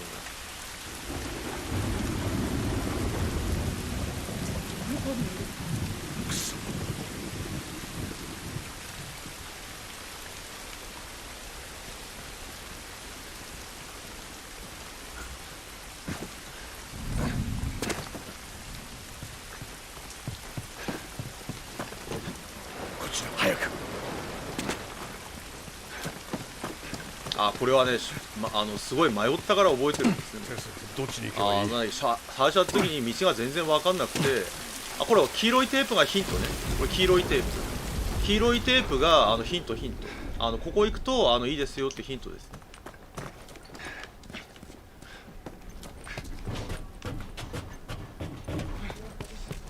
ここは通れそうだな。ちくしょう、ここにも嫌がる。標的は逃亡中です。追跡を中断してセクター11に戻れ。見つかってないはずだ。了解。車両に向かえ。影に隠れて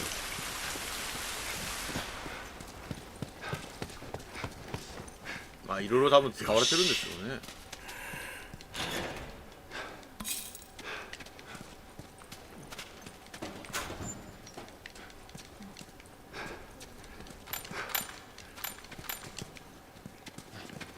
安全なの？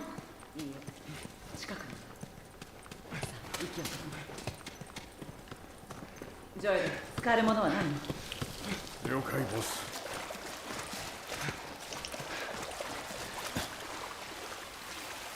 おっと、待て。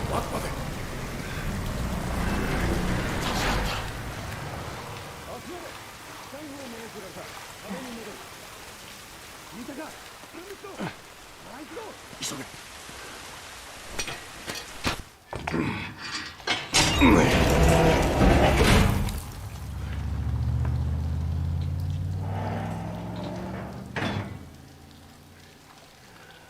よし、行ったな。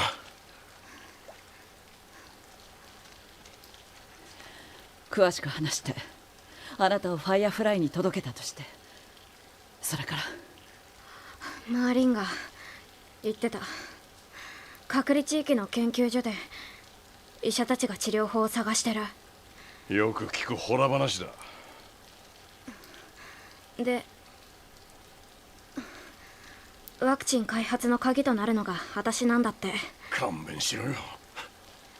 そう聞いたの。ああ、そうだろうとも。何なの？好きでこうなったんじゃない。こっちもだ。先生、付き合う必要はない。本当なら信じるのか？可能性はある。ここまで来たのよ。最後までやりましょう。外に何がいるか分かってるのか？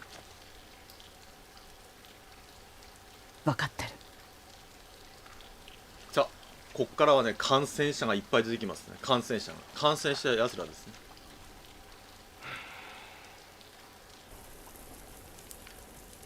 感染者は音ですね。音。ダウンタウンを抜ければ夜明け前に議事堂につける。だといいな。でこれ外がこうやって崩壊してるのは理由があって、なんだっけ、感染者は生きた人間を襲うんですね。感染しない人間を。なので隔離地域にたくさん人間がいるんで、なんだっけ、大量の感染者が壁めがけてきちゃったんですね。なので軍がなんだっけ、壁の外側爆撃したんですよ。爆撃したの。なので外がこんな感じで廃墟になってるんですね。すごいね。そう、バラが出てくる。めちゃくちゃ高い。でここで何があったの？隔離地域の周辺を軍が爆撃したの。感染者を一掃するために。聞いたわ、少しだからまた来ちゃったってことね。これほらこれが避難しろっていうやつです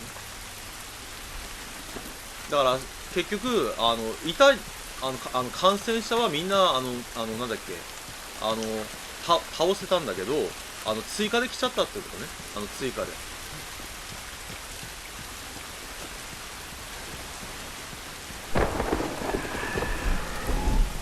ねえ、今のは何の音？テス聞いたか？ええ。大丈夫なの？今は来なさい。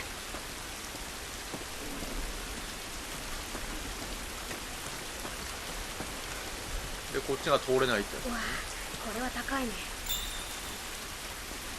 ほら議事堂が見える。これは迂回しなきゃダメね。なんかさ、こっから行けそうな気がしない？ね、こっから行けそうな気がしない。こっから。そういうツッコミはダメなんですよね。なんか今のところがなんかちょっと滑ったらいけそうな気がするよ。まあそういうツッコミはゲーム的になし。よくありますよね。ジャンプしたら届くんじゃねえとかね。でそんな距離ちょっとジャンプしたら届くんじゃねえとかよくありますよね、ゲームで。であれほらドクターがまた。そっちは何かあるか？探すんだ。これはなんとこの岩銃撃たなくてもテストの近くにいろ。これ取れますね。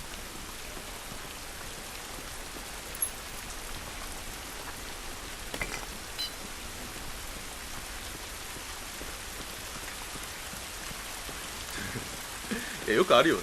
バイオハザードとかでもなんだっけ、こんな距離ジャンプしたらいいんじゃねえとかね。まあそれはゲームだからね。なんだっけ、そういうのはまあ気にしちゃいけないね。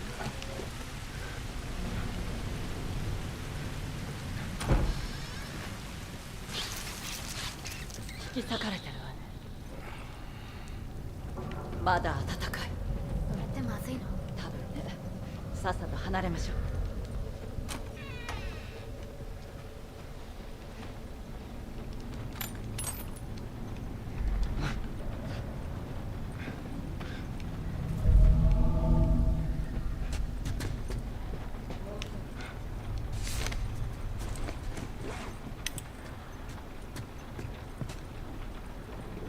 これはなんだっけ、作戦のなんだっけ、記録ですね。応援を待ってる間にやられたみたいだ。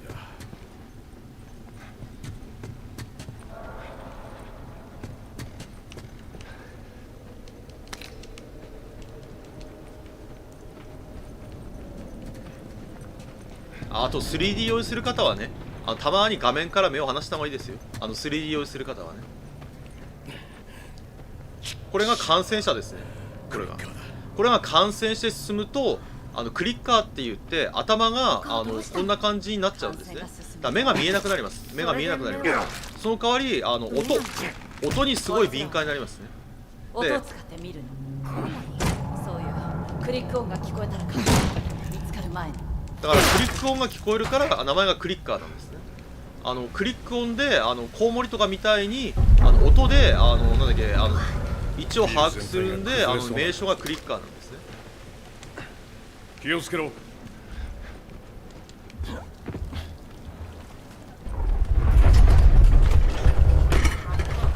何もかも最高だね。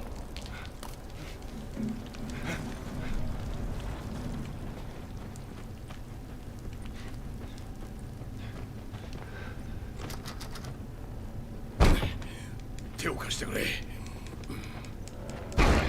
ヘッドホン、そうだね、ヘッドホンでこの音聞いてるのすごい怖いかもしれない。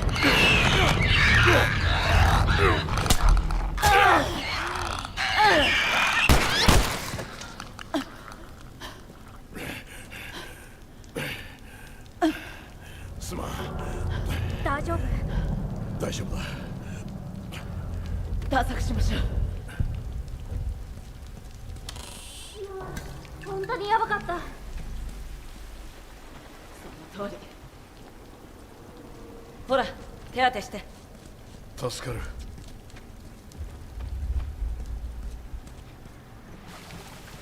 でこれナイフはクリッカーって首絞めできないんですよ、クリッカーって。なのでこのナイフを持ってるとクリッカーはなんだっけ倒せます。でもナイフの使い方は実はこれマスターキーですね。これナイフはこの鍵のかかった扉を開けるために使うって感じですね。どっちかっていうとらナイフはなんだっけ、特に高難易度ではなんだっけ、間違ってもクリッカーに使っちゃいけませんね。あと反撃、ナイフを持ってると反撃もできるんですよ。反撃もランケーブルは接続されてませんなんか映りましたね。ランケーブルあれ外したっけ俺。あれまあ気にしてあげますよねあれか、なんかエラーかな。さっさと出よう。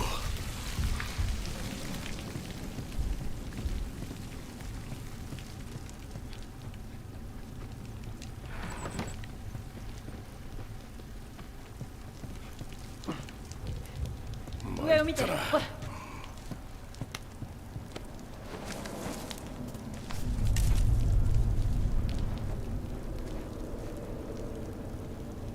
や、わかんない。俺もわかんないランケーブル刺してんだけどね。なんかあれかな、なんだっけ、エラーかなんかでなんだっけ、認識されなかったのかね、ランケーブル。私はランケーブル繋いでますね、プレステーション。無線だと途切れちゃうんでね。次来て。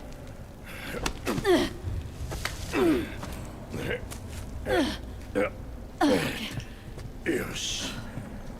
クリッカー。くそー。いけいけいけ。で、クリッカーの倒し方ですね。クリッカーの倒し方。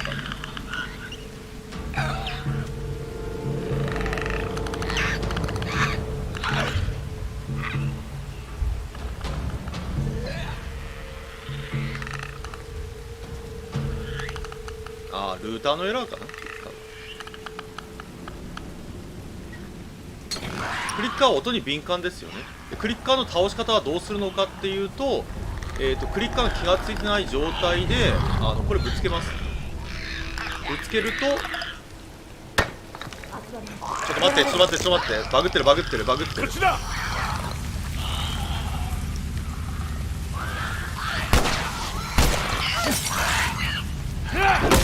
これですね。今こんな感じ。今バグってましたたまにね、あれがあるんです。今のがなんだっけ、気がついてない状態で瓶ぶつけてもひるまないっていう時があるんでね、あれが一番困るの。だから今さ、普通だったらひるむでしょ。ひるまない状態だ、なると近づいた瞬間に噛まれて終わるっていう多分たまに出てくると思いますよ。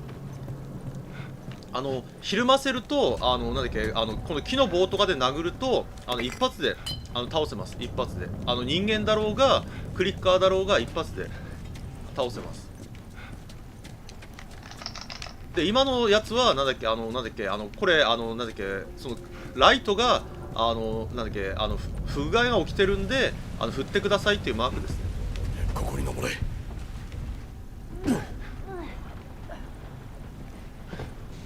もう安心ね。エリー、大丈夫？漏らし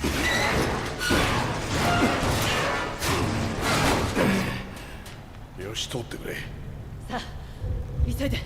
こんなでかい音出したらさ、絶対にバレると思うんだけど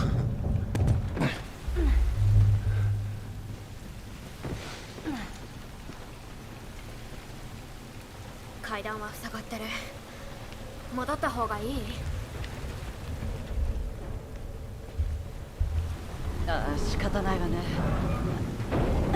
いい、下は見ちゃダメ。ちょっとマジ？これはやばいね。20年以上ぶら下がってるこんなとこ絶対にワイヤー切れると思うけどね。ついてきて。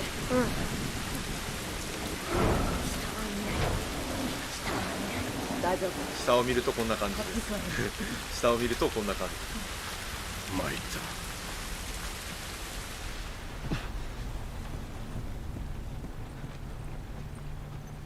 たで、こっからがまず第一のあれですね、積みポイントですね。積みポイントです。初見さん積みポイントですね。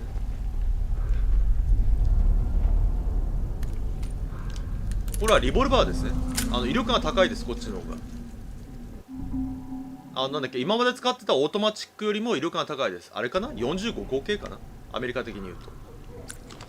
アメリカ的に言う45口径かな、多分このオートマチックがなんだっけ、多分なんだっけ、9ミリでなんだっけ、このリボルバーは多分45口径だ。俺が様子を見てくる。その後頼む。さあここからがなんだっけ、ここからね本当に大体初見さんがこんなの突破できるかってことです。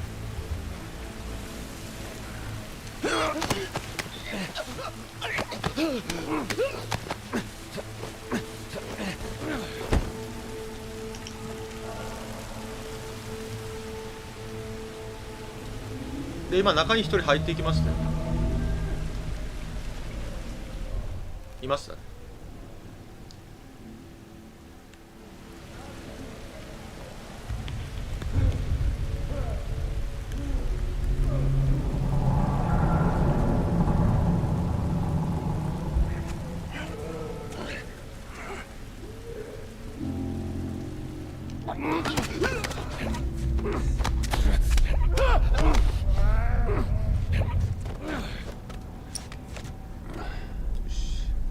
でクリッカーがいるんでクリッカーを、ホームランでね倒しましょ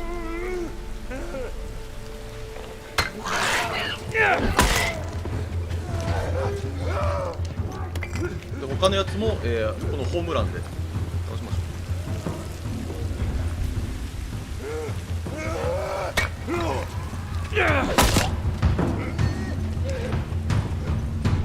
う。であとは登って、上で格闘ですね。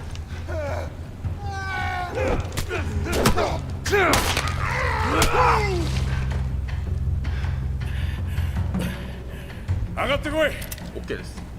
OK 倒しまし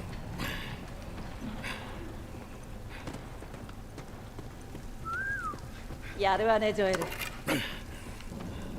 さっさとここを出よう。ここは敵が何匹いるかとかパターンが分かれば簡単なんですけど、初見はね本当に難しい初見でこう来ると、まあなんだっけ、物をぶつけて殴れば一発で倒せるっていうのがなんだっけ分かれば簡単なんですけどね、ああいう感じで。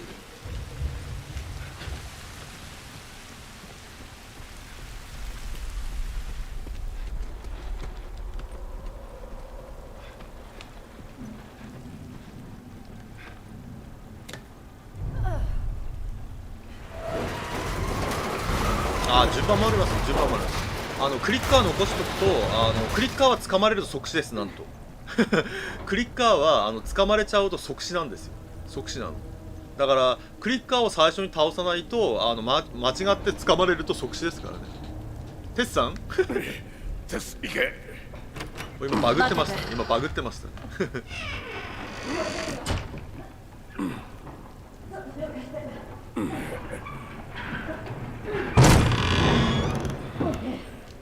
よし。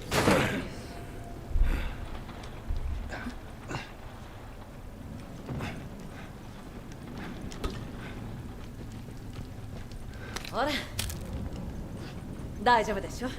そうだな。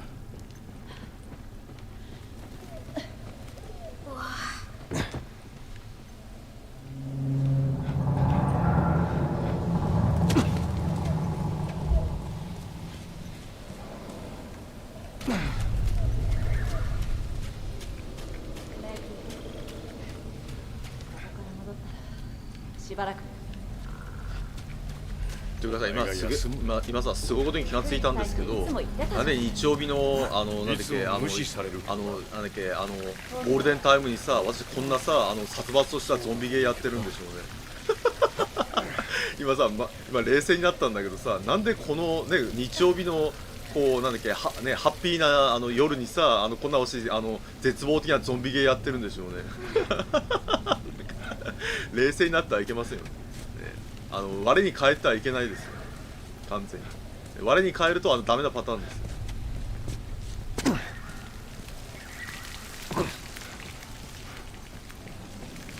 いや普通だったらさ、もっとなんかね明るいゲームとかさ、ね、なんかもっとなんかこうハッピーなものをやったらいいのにさ、なんでこんなね世界が終わったみたいなゲームをやってるんでしょう。です。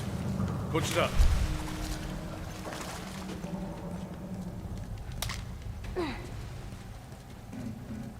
さあ来ました。それを見てファイアフライ来ましたよ皆さん。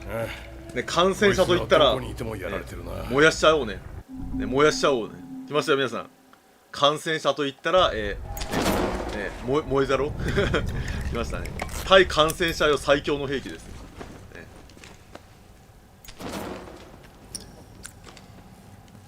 全部燃やしちゃえばいいんですよ状態です。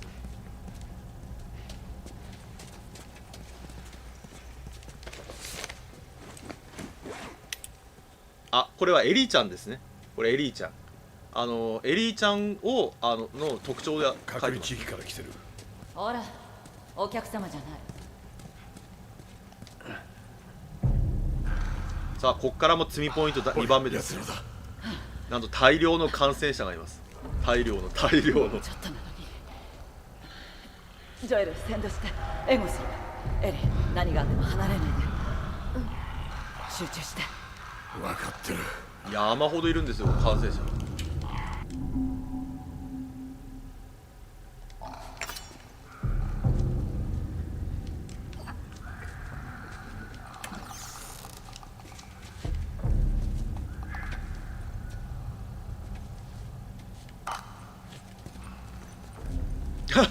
今テスさん走ってたよ。テスさん、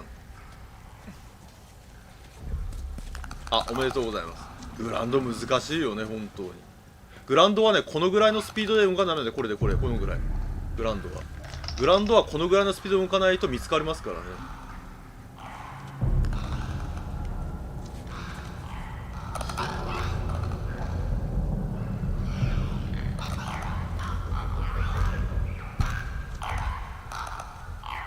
多分こっち来るね。じゃああれか、2体ぐらいまとめて火炎瓶で倒すか。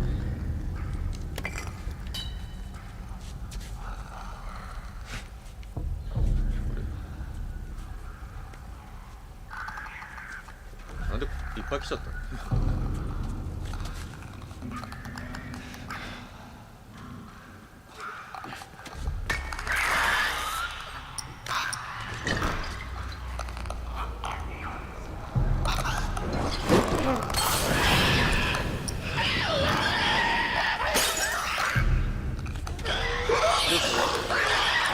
まずです。ああやって火炎瓶の投げた後になんだっけ、追加でああやって火が移るんですね。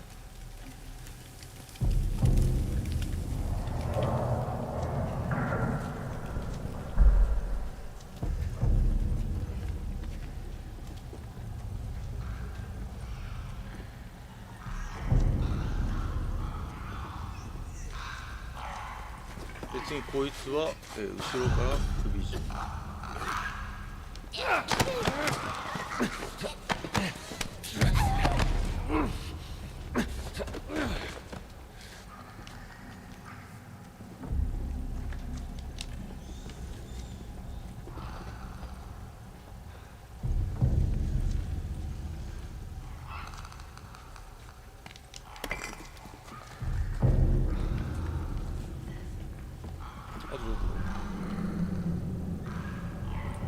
あっちか。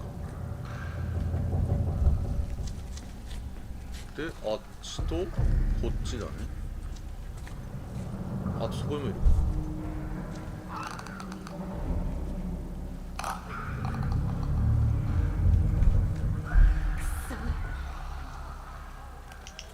で、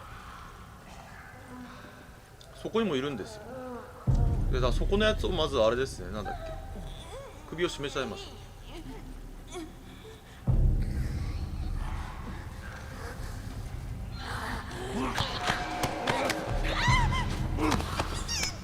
これでそうすると感染者が残り、3体ですね。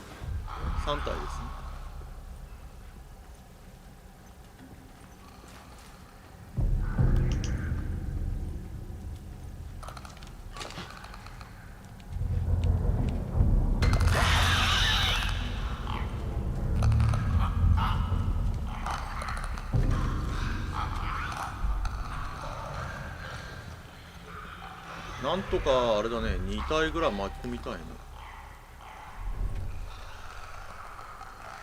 あいつと、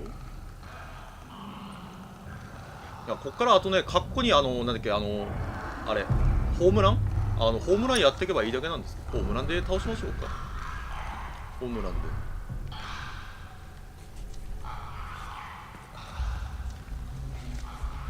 あと3匹なんだね。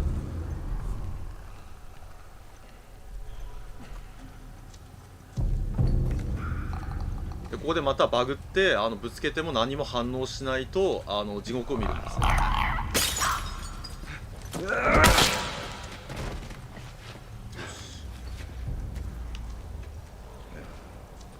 かっ飛ばせですね。これ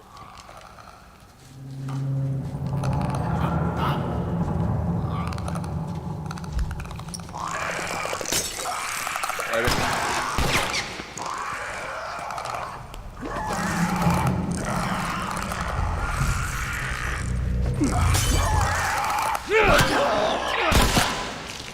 あ、まあ倒すだからいいか。今ひるまなかったでしょ。ひるまないってのが一番やばいんですよ。今ひるまなかったでしょ。なぜかひるまないんですよね、たまに。あ、気がついた。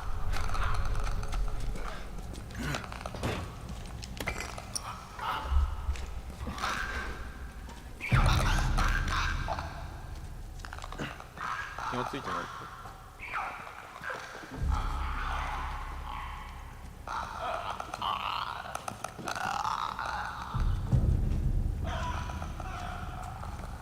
これ最高の合図だと本当にアイテムがないからね。テスさんテスさん、ね、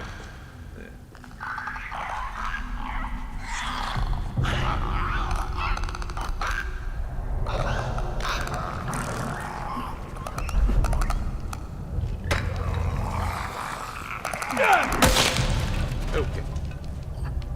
これで多分全員ですね。オッケー。あとはアイテム返しましょうね。はい、こんばんはですね。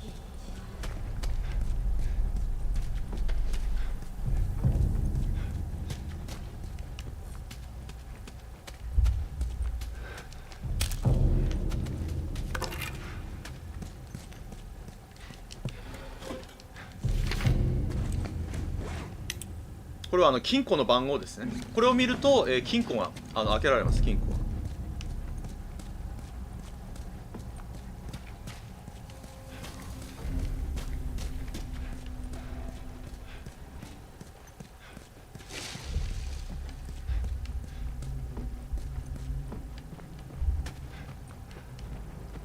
これですね。この金庫、これが開けられます。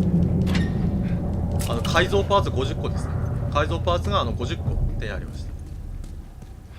改造はね、後にやりますんでね、ちょっとまだもうしばらくお待ちください。あとここも回復アイテムですね。今ライフ満タンなんで使えないという状態です。さあ行け。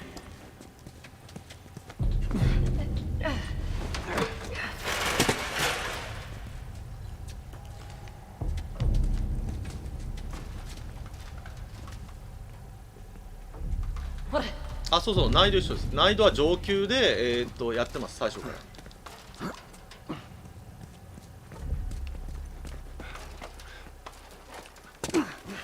嘘みたい。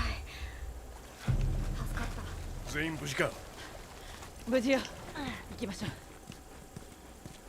二人ともすっごく強いね。運が良かった。次は危ないぞ。で、多分グラウンドさっきクリアしたって人は分かるんだけど、実は建物の中にも感染者がいて、グラウンドだとこっからこうやって歩いていかないといけないんですよ。こっからどっちに行けばいい？グラウンドはこっからこのぐらいで歩いていかないと建物の中から感染者が来るんですよ。ギャーって騒いできて私最初グラウンドやった時にさ、なんだっけ、腹抱えて笑いましたよ。この辺からこのぐらいで歩いてゆっくり歩っていかないと中の感染者に気づかれるんですよ。で3匹がいきなり突撃してくるから、なんだっけ、なんじゃこれありましたからね、本当に。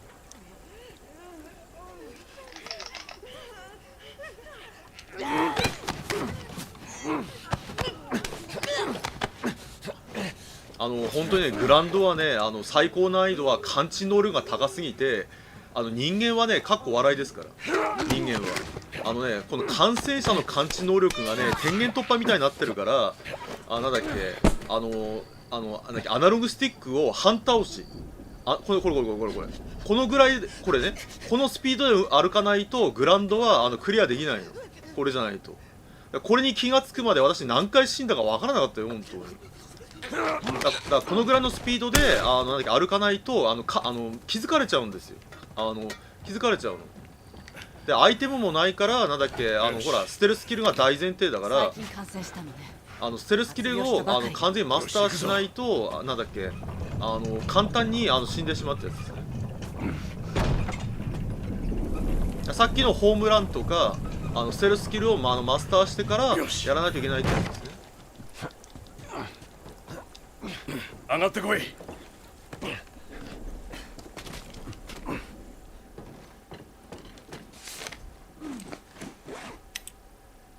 あ、これあれですね。感染のしおりですね。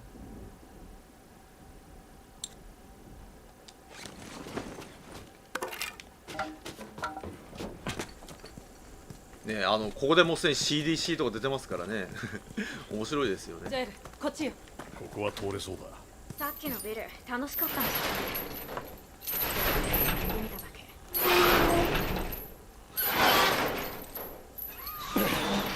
何の音だ。急いで。そうだからゲームってあまりリアルにしちゃうとなんかゲームにならないから。いいわよ。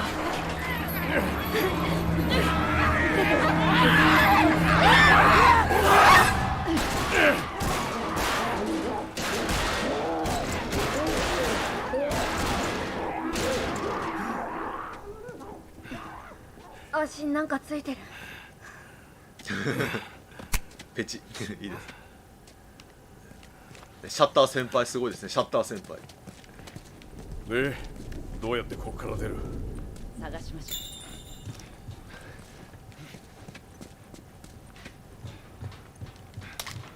う。でこれがアイテムを作る画面ですね。これがアイテムを作る画面で、これが強化ですね。これをまず上げましょう。これを50個貯めて照準、これは手ぶれですね。手ぶれなくすやつですね。でこれはナイフ使っちゃうんでこれは基本的に最後まで上げません。これはだ上げるのは聞き耳の範囲とこれが重要ですね。これとこれがで、これが武器。これがここで武器を改造できますね。武器をでまずはこのホルスター作りました。ホルスターをでホルスター作るためには工具が必要なんで、今はあれですね、何もしないってやつですね。ホルスターを作ると、武器が簡単に変えることができますね。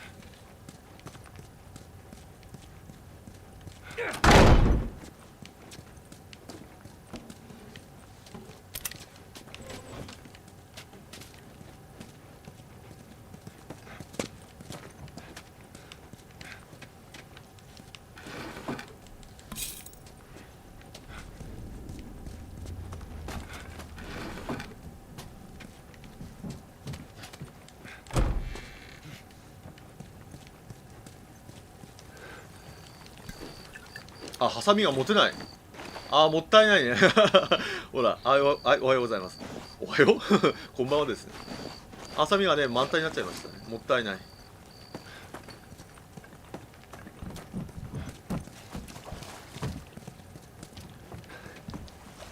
はい、お疲れ様でした。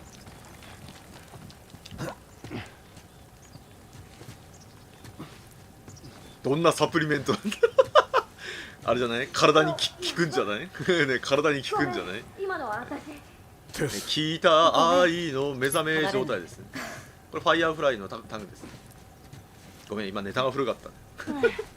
ネタが古すぎたね。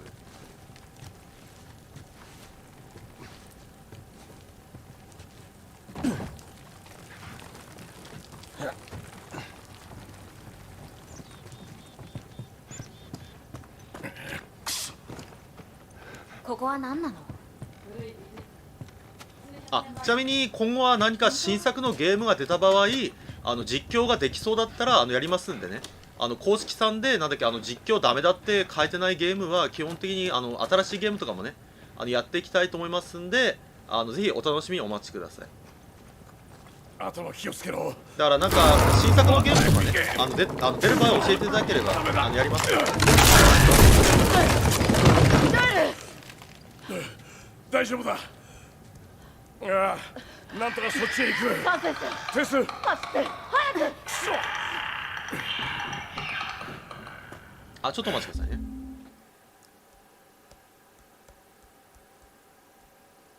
新作のゲームやるって言ってもさ、なんだっけゾンビゲーばっかだったらみんな笑いますよ。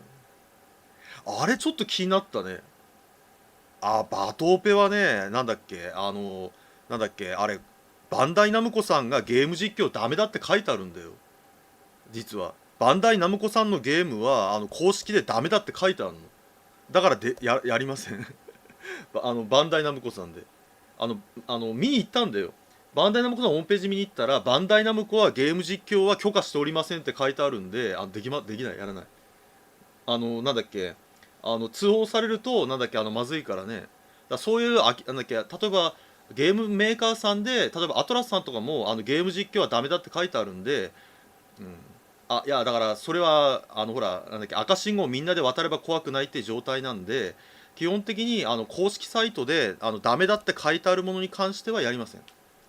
そうだから公式サイトでなんだっけ、まだ記載がないのはねまだグレーだけど、基本的に公式サイトでダメだって書いてあるのはなんだっけやりますね、さすがに。通報されると終わりだからね、通報されると。だから海外のメーカーさんは基本的に OK ってとこ多いんで、海外のゲームは基本的にできると思いますね、海外のゲームって。だバンダイナムコさんでねゲーム実況はYouTube とか OK ですってやればね、なんだっけバトーペとかできるんですけどね、本当に見に行ったんですよ、ホームページ。そしたらダメだって書いてあったから、ダメなんだと思ってね。ここはアイテムいっぱいありますね。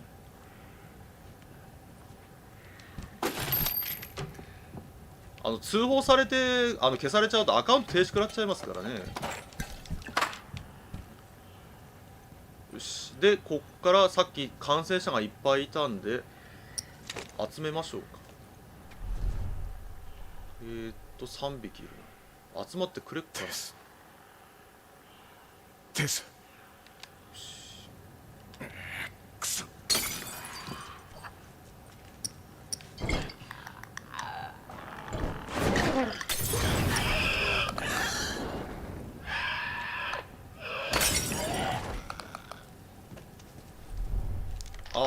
一人来ない。そうだから任天堂さんのゲームとかは実況しやすいですよね、任天堂さんのゲームは。多分やるのは海外のメーカーさんのゲームか実況 OK って書いてあるところかな、どっちかっていうと。私は多分やると思うのは任天堂さんのゲームをやっていきますね、もちろん。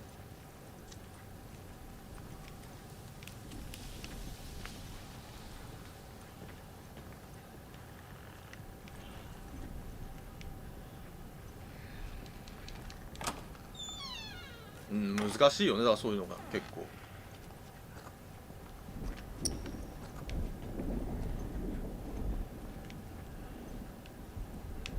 そういえばなんか海外で思い出したんですけど、なんか中国産のメーカーで、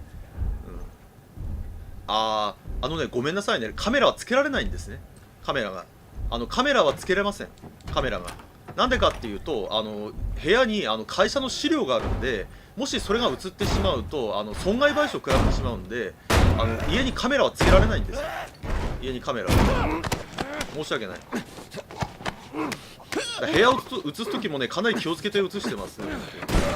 間違って映っちゃうと大変なくなっちゃうんでね。セガは OK みたいです。セガとかカプコンさんは OK みたいですね。ただなんだっけあれ音楽とかで消される可能性はあるって言ってましたね。さあこっからもまた乱戦ですよ。やべ、こ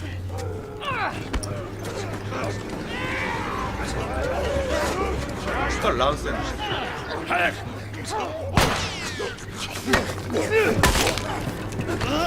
べやべや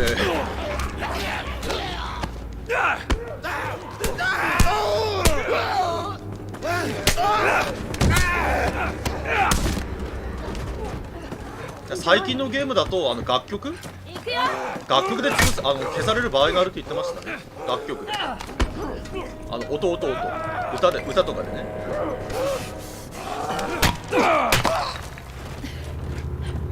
ありがとう。追加できた。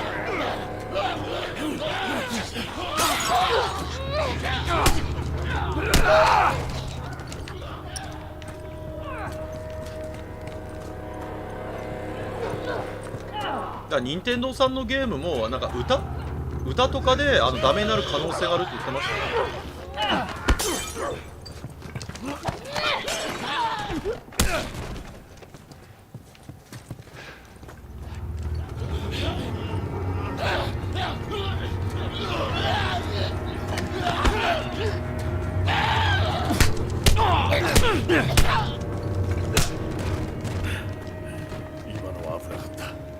そうだね、マイクラはそうだね、マイクラもやりましょうか。マイクラとかは全然公式がね OK って言ってるんでね。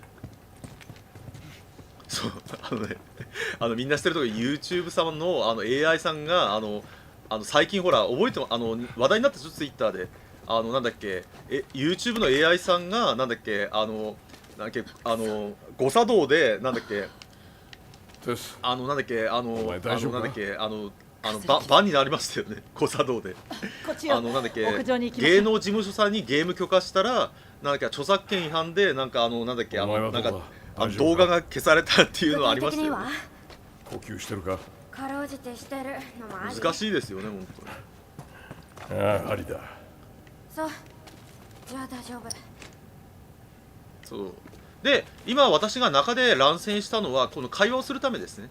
これ実は最高難易度の場合にはここに来た方がいいですね。ここに来て殴り合った方がいいですね。考えておきます。ここでなんだっけ一直線に並んでなんだっけ乱戦した方がなんだっけいいと思いますね。いいと思います。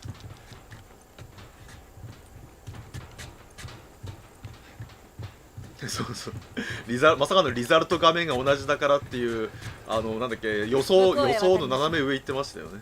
あれはさすがにみんなもなんだっけ驚いたでしょうね。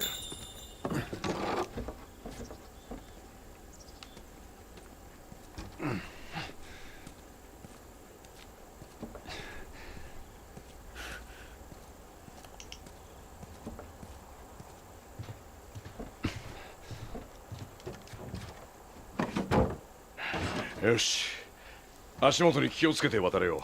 ちょっとばかり。スプラトゥーン3とかはねやりたいですね。スプラトゥーン3とかランクマッチをなんとかなんかいじっていただきたいですね。お前の願いは叶ったか。まだわからないけど、ランクマッチはレート制にしてほしいですよね。レート制に。さあこっち。マリオカートみたいに早くして。レート制にしていただくとね、なんだっけすごい楽しいでしょうね。マイクラとかスプラトゥーンも。あと少しよ。集中して。わかりました。多分あれ9は今開発中なんだっけ。マリオカート9は今開発中だってなんか話題になってましたね。多分スプラトゥーンも多分3は今開発中じゃないかな。だから多分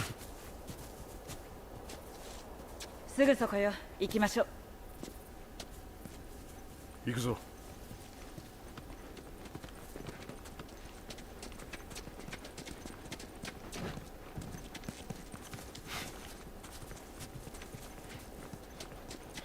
そうだからほらなんだっけだから一緒にやらないとダメだったんですよね。これファイヤーフライのマークだ。これはエリーちゃんの格好する内容ですね。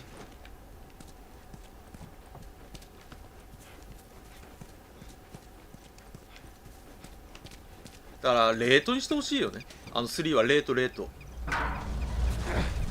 ああ、カービィもいいですね。レートレート。だからレートにしてもらっていいですよね、マリオカートみたいに。レートにしてもらってやるとやっぱ面白いですよね。ランクを廃止してレートにしてほしいね、レート。レートだとさ、ほら自分が下手くそだから負けてんだろうってね、言い訳もできませんからね。あれだ。だからレートにね、スプラトゥーン3はマリオカートみたいにレートにしてもらって、なんだっけ、勝ち続けると、強い人としか当たらないようにしてもらうと、なんだっけ、同じような力の人としか当たらないから、面白いと思いますよ、そうすると。だから味方ガチャっていう表現が多分ね、一番多分皆さんも辛いと思いますんでね。言っておくけど、私泳げないの。右の方が浅そうだからついてきて。あ、これちなみになんだっけ、ツイッターか何かで話題になったんですけど、なんでこれ都市部が水に沈んでるんですかっていうと、アメリカって大都市部ってなんだっけ、こう標高が低いんですって。で、なんだっけ、標高が低いから実はポンプで水をかき出してるんですって。だからもし文明が崩壊すると都市部ってほとんど水没しちゃうんですって。前ツイッター1年ぐらい前だっけ、ツイッターで言ってる人いましたよね。よくほら世界が崩壊した後アメリカの大都市が水没する理由は何でですかっていうのに答えてる人いましたよね。嘘ねえ、どうしたの？何してるんだテス。どこなの？どっかに地図か何か目的地を書いたものが。どこまで続ける気なんだ？もちろん最後までよ。研究所はどこなの？私は知らないけど、どこか西の方にあるって言ってた。何をこだわってる？お前らしくないぞ。知らないくせに私のこと。こいつらみたいなバカじゃない。そう、私たちは汚れた人間よ。ずっと前からそう。だから生き残った。チャンスなのよ。もう諦めろ。ここまでだ。早く帰ろう。嫌よ、どこにも行かない。ここで最後なの。何？そろそろ運の尽きだわ。一体何の話だ？やめて、触らないで。もしかして感染したのね。ジョエル、見せろ。隠す気は。早く見せるんだ。嘘だろ。びっくりよね。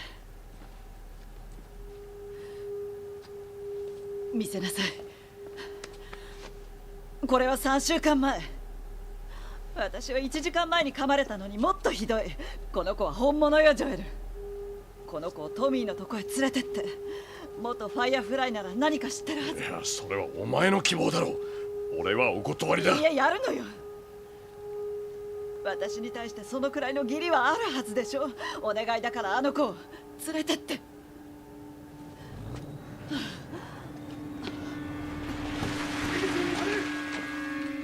来た。畜生。私が足止めするからすぐ逃げて。見捨てていけってこと？そうよ。お前を置いてくなんて。あんな姿には変わりたくないのよ。お願い、私の気持ちも分かって。俺も戦う。いいから言ってよ。お願いだから。エリー。私こんなことになるなんて。いいから行くぞ。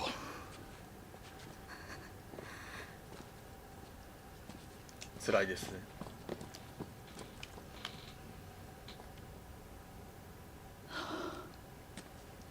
いるのは分かってる。武器を捨てて両手を上げて出てこい。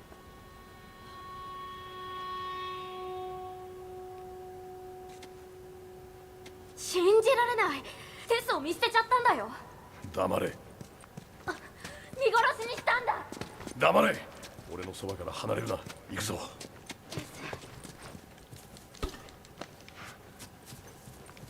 ちなみにこれすごい急いで2階に上がるとなんだっけ兵士が固まってるんで、そこに火炎瓶ぶん投げると一気に倒せるんですよ。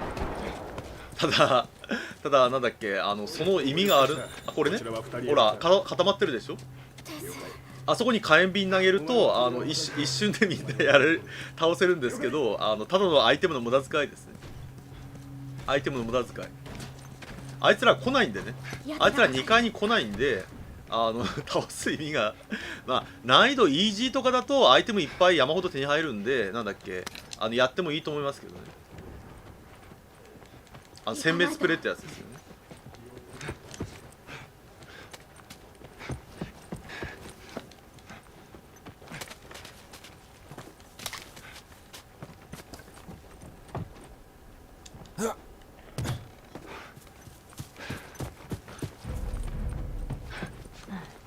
あ、ボルトアクションライフルですね。アメリカといったらこの猟銃ですよね。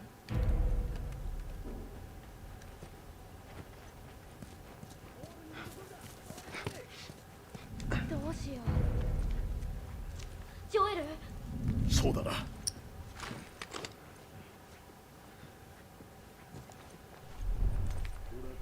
だからなんだっけ、武器がアメリカでよく有名な武器を使ってるのも面白いですよね。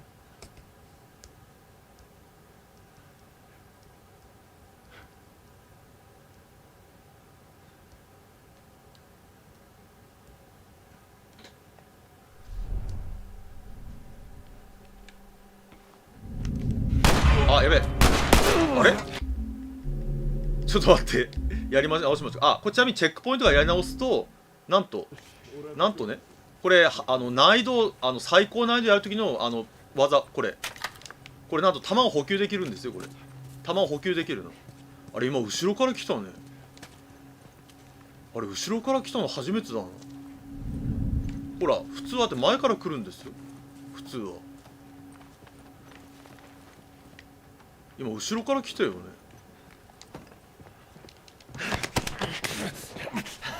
たまにねルートが変わる時あるんですよ。で次はこれあいつ来ないはずなんだよね、今のやつは。次はあいつが来るはずなんだ、さっきのやつ。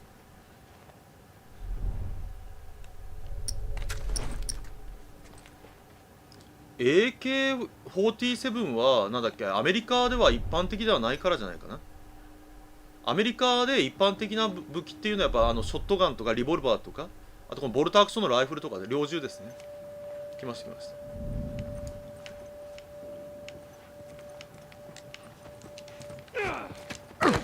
危ない。今危ない。今危なかった。今超危なかった。で多分来るんじゃないかな。あれ、あっち行っちゃった。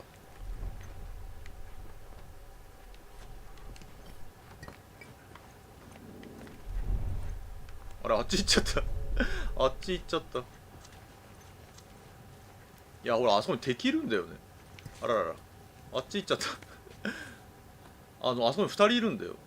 まさかのあっち行っちゃった。こ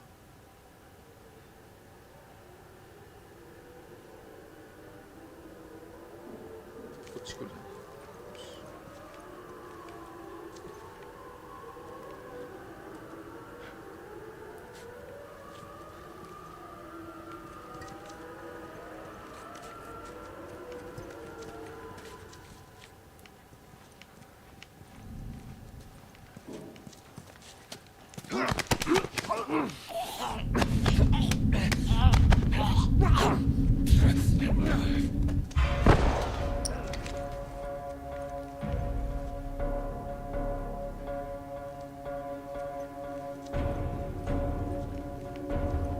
階段を頼む。奴らを追い立てる。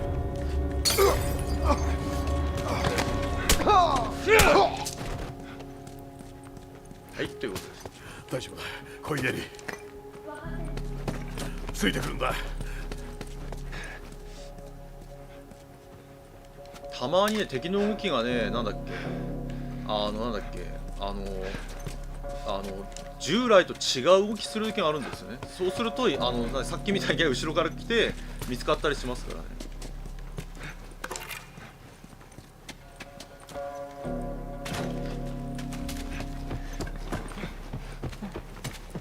かがんでろ。まだ軍がいる。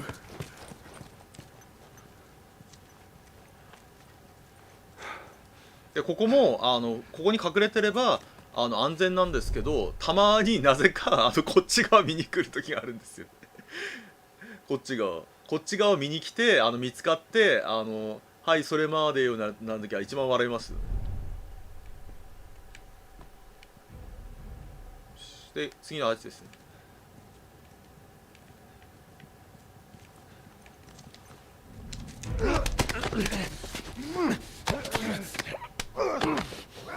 南は調べた。北は調べた。標的はいない。ひどい。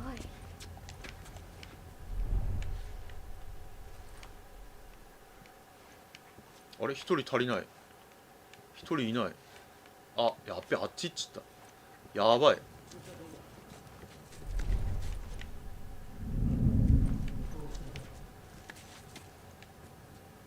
奥まで行っちゃったね今。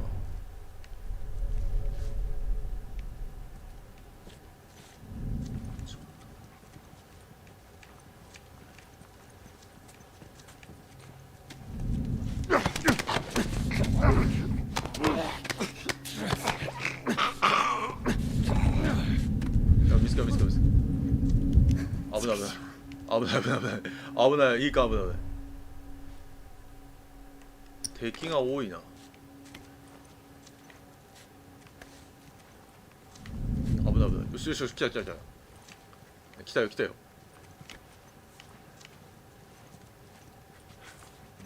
止まっちゃった。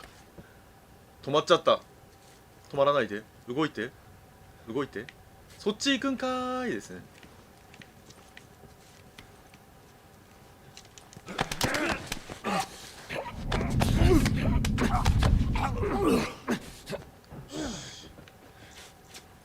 あの二人が見つからない。一人は子供だそうだ。それがどうした。何人もやられたんだぞ。やれ。ジョエル、ともかく明日からはファイアフライをここからは、倒すとめんどくさいんで陽動です。はい、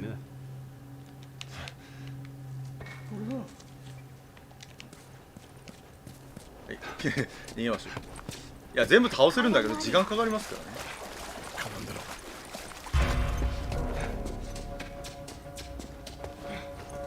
あとね、面白いのが今ピコーって見つかったでしょ。見つかった瞬間にムービー中に撃たれまくって死ぬってあるんですよ面白いのが見つかった瞬間にムービー中に撃たれまくって死んだ時が一番腹抱えて笑いましたけどね。どないせい中年上なんてなりましたからねムービー中に敵にパン撃たれてやられるっていうとんでもないオチがありましたね。お前ここで息をして平気なのか。だから言ったでしょ。いたか。いや、ここは空っぽだ。ふざけてるのか。何も見てない。ここを調べろ。下を調べろ。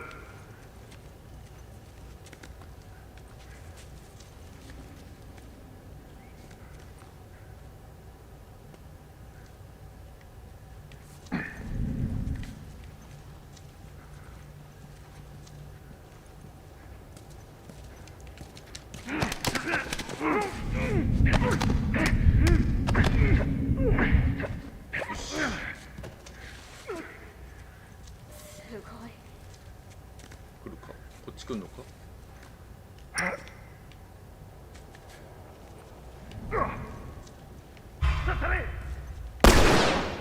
マジか。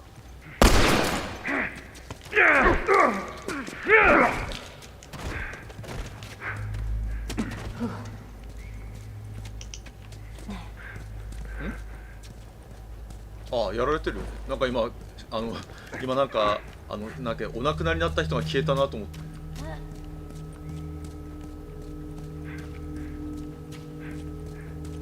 こういうなんだっけ、密閉した空間だと感染するってことね。胞子で。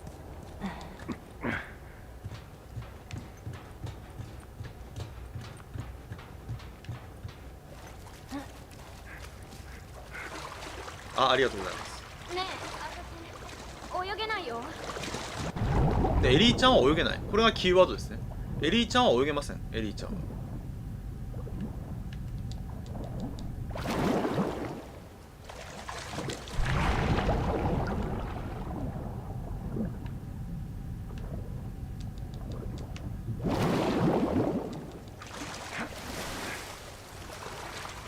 エリー。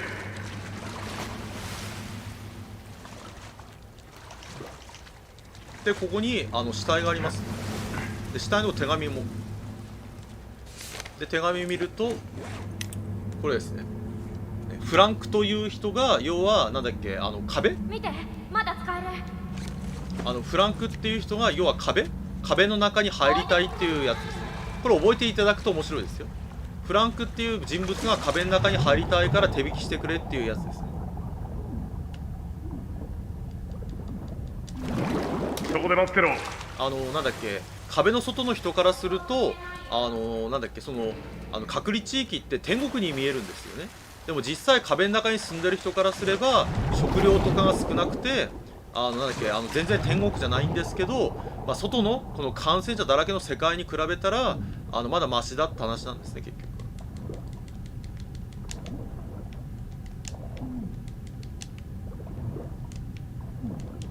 よくある話ですよね。隣の芝が青く見える理論ですよね、結局は。だからなんだっけ、なんだっけ、隔離地域の中はなんだっけ、いろいろ不平不満言ってる人多いんですけど、外に比べたら全然いいってことですよね。それ何かあった？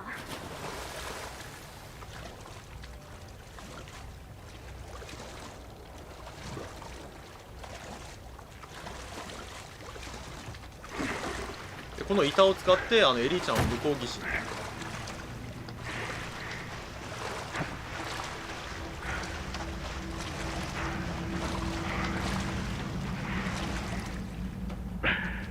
乗れ。本気？エリ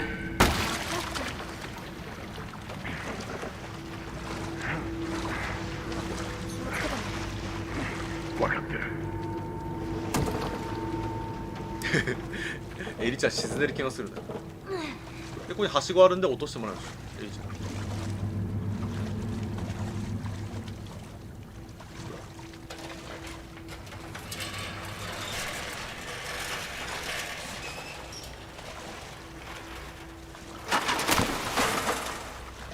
よし。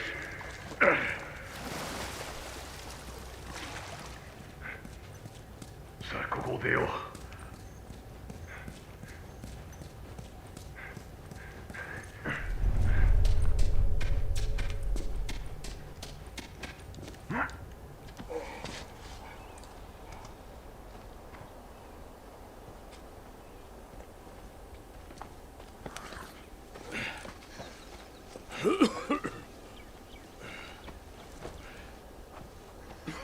さ、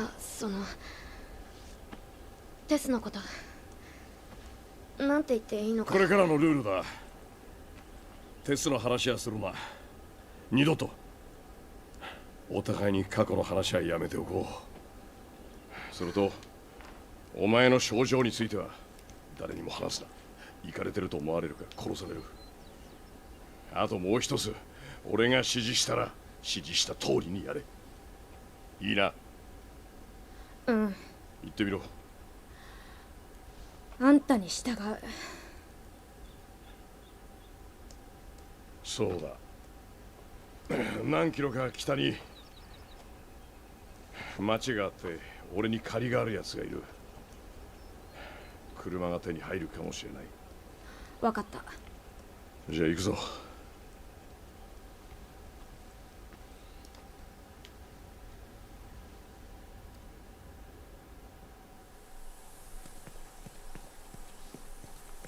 ほら、あそこだ。さあ、こっちの方が近い。でちなみにこうやって章が変わるとなんだっけ、ライフ回復します。ライフが。だから基本的にこのライフ回復アイテムっていうのは使わなくても大丈夫ですね。うん。森って初めて。森っていいね。言えます。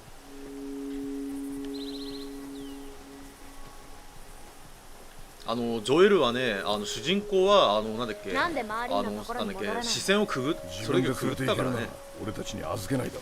怪我は治ったかもよ。怒らせる気はないが、そもそもあいつがまだ生きてる保証すらないんだ。あの人は本当にタフだよ。関係ない。どうせ町へ無事に戻るのが難しいんだ。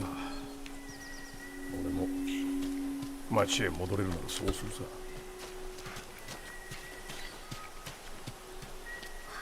何あれ。こ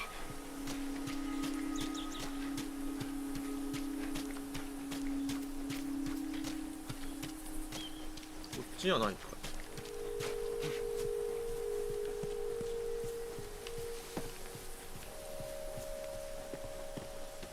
でも本当に人間がねいなくなるとあっという間にね森にこう追われますからね。自然の力ってすごいですよね本当に。ねえ見て。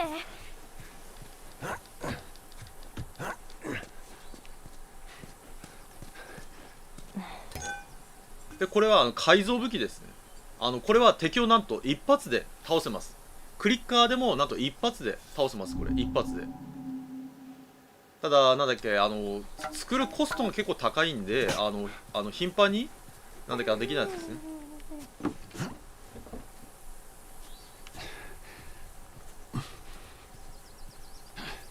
あ、そうそう、チェルノブイリそう今も森林下になってますね。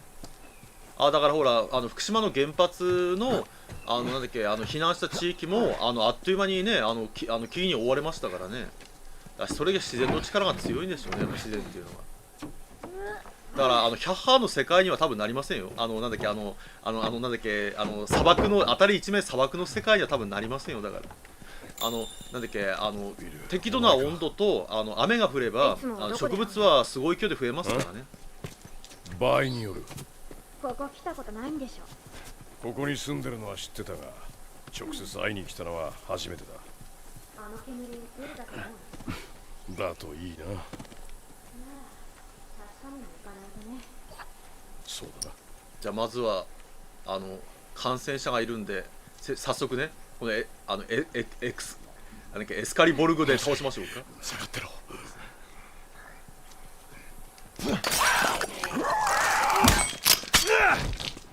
やっちゃった。でここで前あ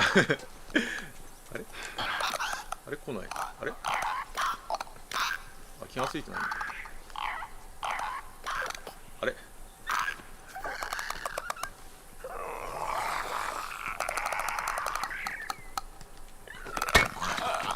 はい、オッケー。ひどいよ。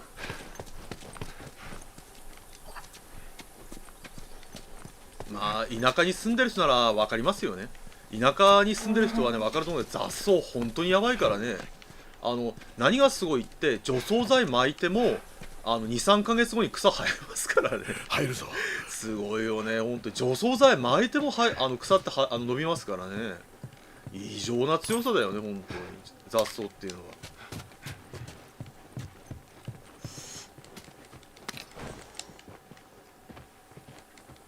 どうした？口笛吹きたいんだけど。つけてないぞ。分かってる。これはテスは運び屋ジョイラー運び屋なんで約束ですね。だからなんだっけこれだけ集めろっていう指示が来てるんで急いで集めろってやつですね。まあここにいるのは元ジョイルたちの運び屋仲間ってことですね。運び屋仲間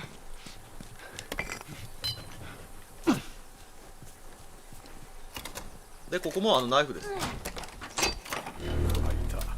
うまい。あ、使えますね。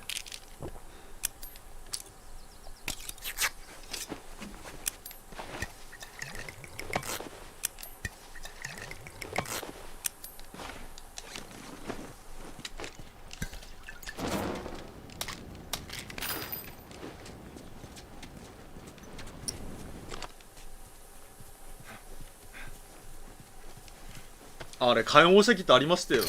なんだっ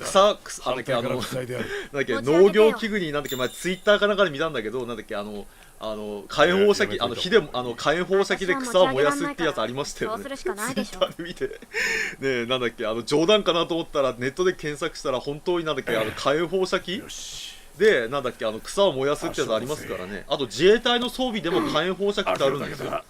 自衛隊の装備任せて。よく映画とかに出ますよね。映画とかに自衛隊が背中に背負って使う火炎放射器ってあるんですよ。やったじゃじゃーん。偉いぞ。どうも。アーバン AVG。ねえ、友達から車を借りたとして。それもいや日本でもあるってやつ。日本でも。そうだな。トミーを探す。あんたの弟のこと？しかもあいつは元ファイヤーフライだ。情報を持ってる。分かった。かなり遠くに住んでるから。まあなんだっけ、燃やすぎちゃうとね大変なことになっちゃいますけどね。見て。これがノームです。ノームだ。ああ、ノームだ。ノームが描かれた画集持ってたんだ。すごく可愛いよね。妖精はダメ。気持ち悪い。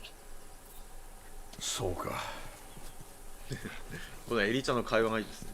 いやあとはなんか滅菌とか、例えば何かほら感染が広がなんかそのまあないとは思うんですが、なんか生物兵器使う時の滅菌用とかね。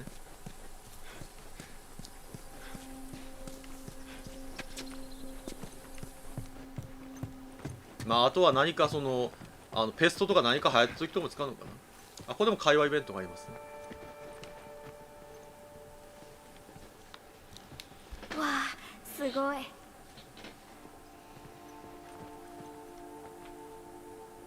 やったことあるのか？でもこのゲームを大好きな友達がいた。なんかね、エンジェルナイフってキャラがいるらしいんだけど、なんだっけ、パンチしてお腹に穴開けるんだって。ゲームはどうも苦手だったな。遊んでみたかったな。まあただ今火炎放射器は基本的に人に使っちゃいけないんですけどね。国際的ななんかルール的なもので、なんだっけ、確か非人道兵器だからなのかな。昔はなんだっけ、その塹壕とかそういうところに火炎放射器を使ったんですけど、やっぱほらあれ結構そのまあねいろいろ苦しんでお亡くなりになる方がね兵器だったからね。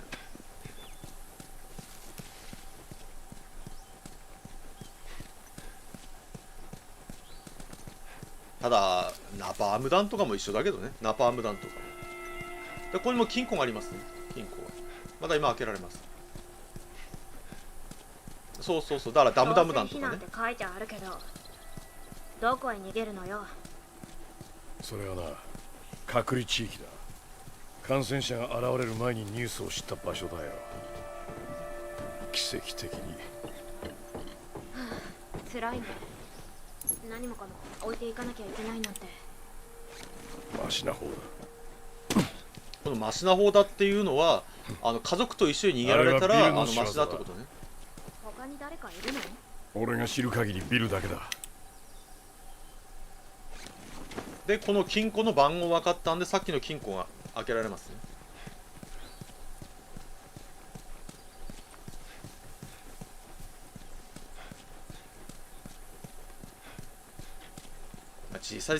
実際ほらなんだっけ、ここまでひどい多分パンデミックは起きないと思いますけどね。ただなんだっけ、これほらライフの弾が持てませんね。7発しか持てないんでライフル。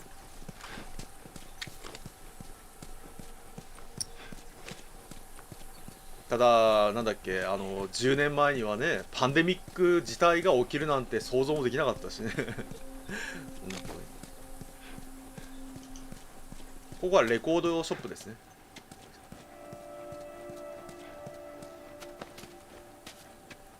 わあ、ねえちょっと見て。今レコード人気らしいですよ。アメリカでは CD とかよりもレコードが売れてるらしいですよ。だから皮肉ですよね。ねえ、なんだっけ、12年前のニュースか何かでCD の売り上げをレコードが上回ったっていうなんかわけのわかんないニュースやってましたよね。教会の近くに感染者がいっぱい来てるってことですね。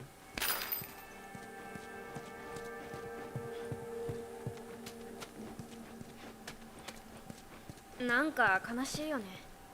何が？レコードはこんなにあるのに聞く人がいないんだ。とにかくおかしいよ。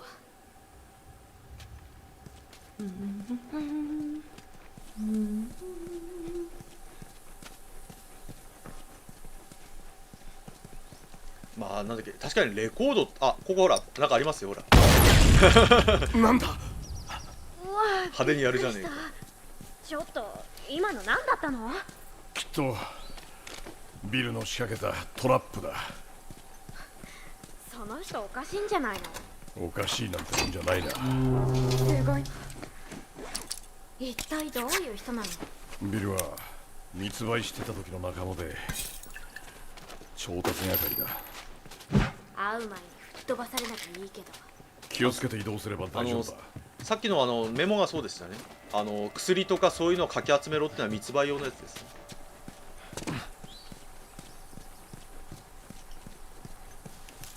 あれですね、あれもトラップですね。ビルは弓が得意なの？らしいな。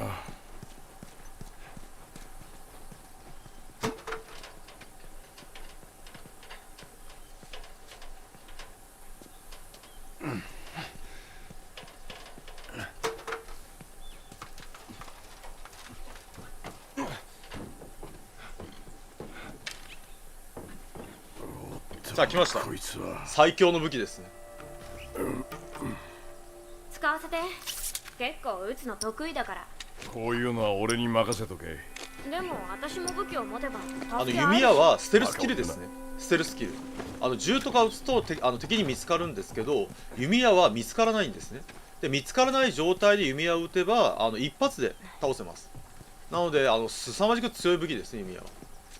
弓矢がたくさんなんだっけあれば簡単なゲームですね、簡単に言ってしまうと。いちいち敵の後ろに行かなくてもステルスキルできますからね。まあなんだっけ、お金持ちだったらね、なんだっけ真空管のアンプとレコードプレイヤーとなんだっけスピーカー100万以上するスピーカーとか揃えたら最高のなんだっけ環境ができますよね。それであと部屋を音響用にちゃんとなんだっけやると最高ですよ。あ、いますね。くそ。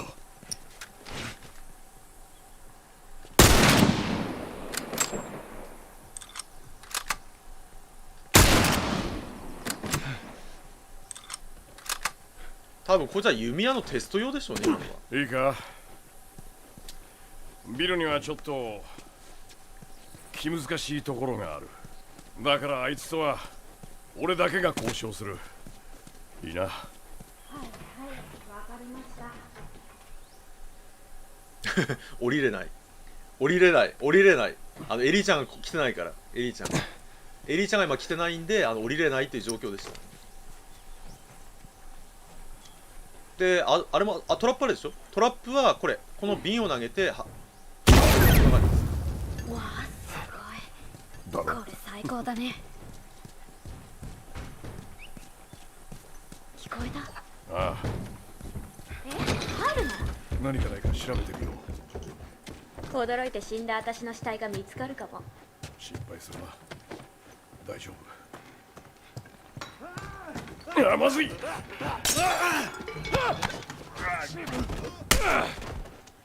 うわ、何なの？びっくりした。まあとりあえず探してみよう。エリーちゃんが当選簿してます。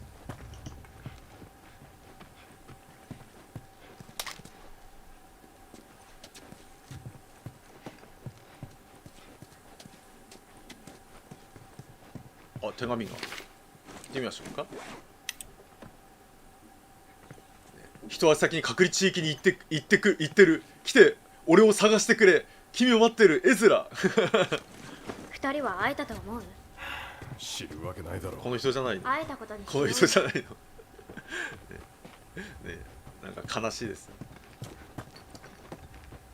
フラグですね。よし、さっさと出よう。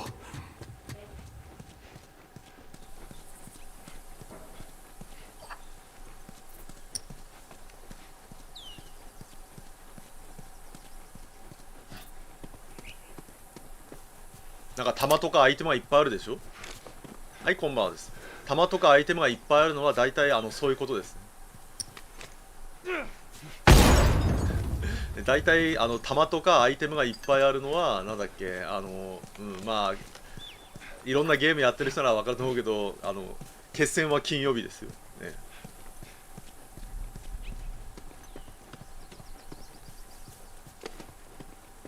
行くぞ。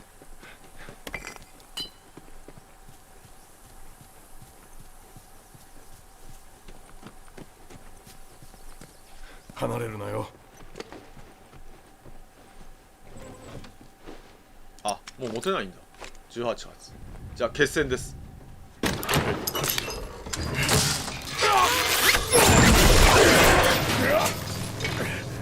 大丈夫？畜生ビルめ。何なのこれ？ビルのふざけたトラップだよ。そこ、冷蔵庫が重りになってる。分かった。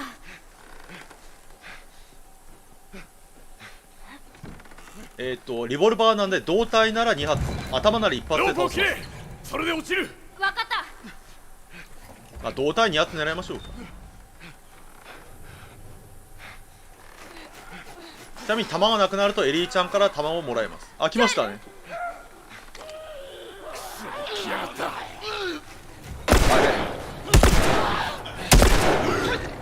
ロープに集中しろ。エリー、どうなってる？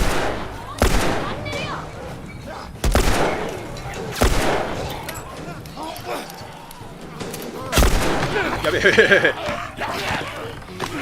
リロード中に来るとは卑怯なり。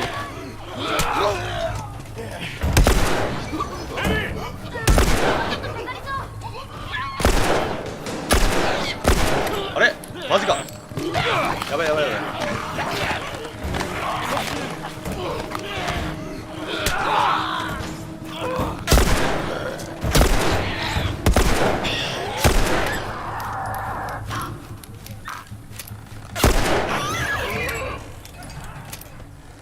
おい、まだか。待って。で次はエリーちゃんに群がるパンをね、倒していく。大丈夫か？頼むぞ。分かった。弾だよ。すまん。くそ、まただ。切れろ。切れない。いいから急げ。そいつから離れろ。助けて。エリー、奴らが来てる。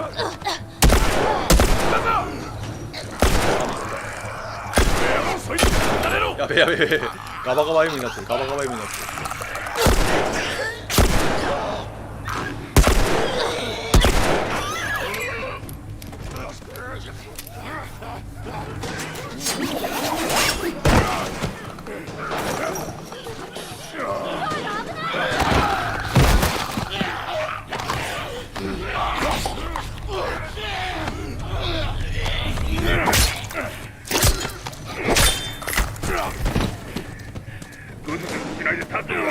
これがビルです。ど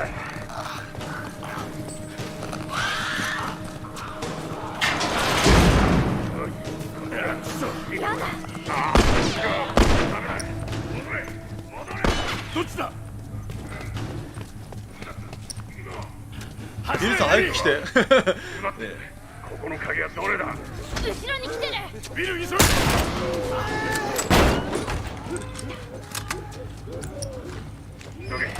安全じゃない。ビル、ドアから来たぞ。やっぱりこれでそれしか出られん。エリー、下がれ、下がってろ。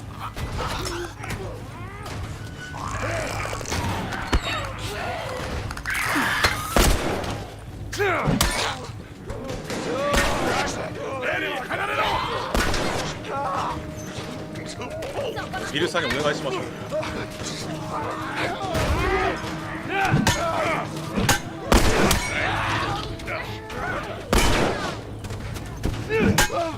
ク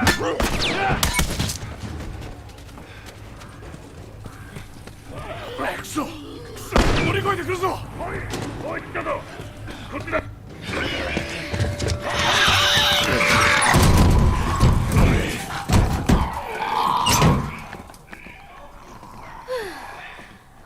やばかった。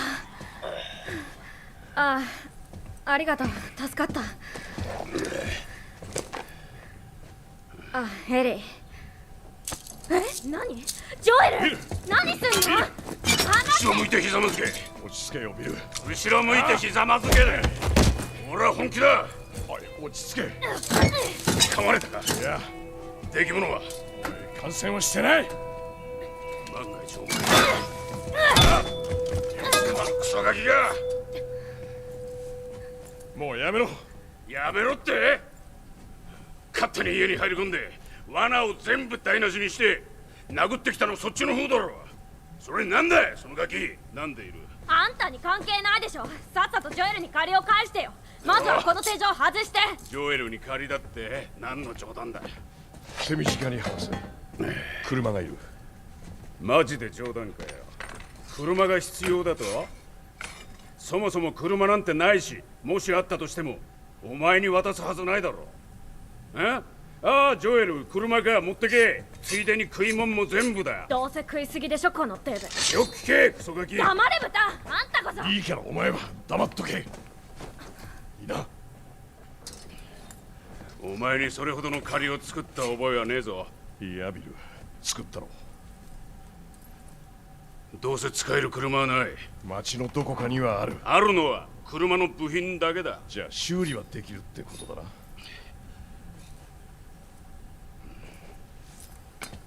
分かった。こうしろ。町の反対側に必要なものがある。取ってくることができれば車を修理してやれるかもしれん。そうしたら借りはチャラだ。いいさ、どうせもうすぐ死ぬんだ。よし、ついてこい。町中に罠が仕掛けてやる。ヘマすんなよ。あんたがね。やめろ。よし、何か必要なものがあるんだったらこっから持ってくんだな。すまんな。エリー、使えそうなものを探せ。はいはい。ちなみに女性は貴重なのにビルが全くエリーちゃんに興味がないのはビルは、女性に興味がないからですすごい、ね、この作品はねLGBT に配慮してますからね。ビルはね女性に全く興味がないんです。それが理由です。だからエリーちゃんに全く興味を示さないんですね。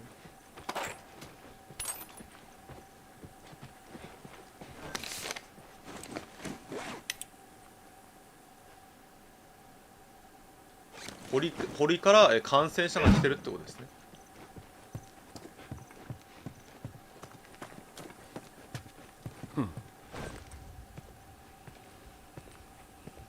やり方知ってるの？ああ、ヘボだが。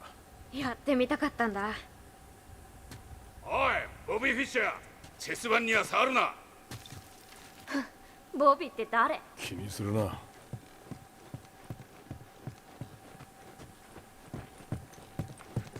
もういいのか？ああ。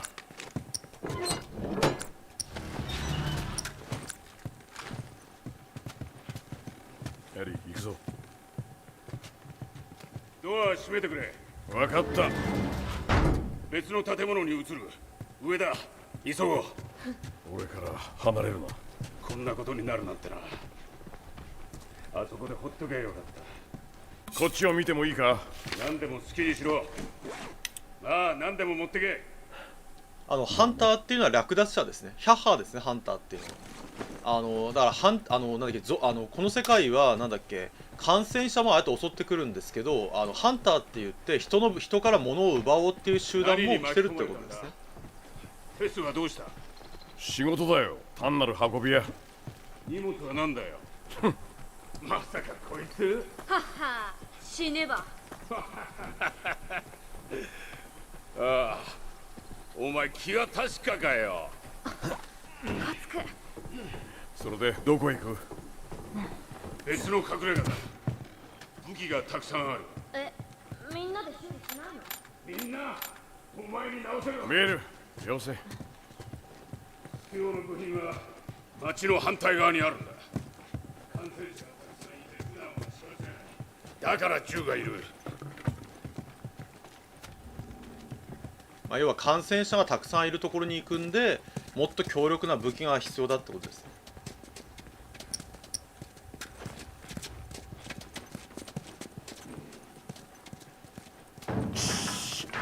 中にいるぞ。うまくし忘れてただけだ。安心しろ。で、テスのこと答えなかったよな。いつも一緒だと思ってた。忙しいんだ。そうか、忙しいか。俺に比べまるで天国みたいなもんだな。ああ、そうだよ。ちなみにこれ海外版だと胴体と頭が、ちぎれますよね。海外版だとね。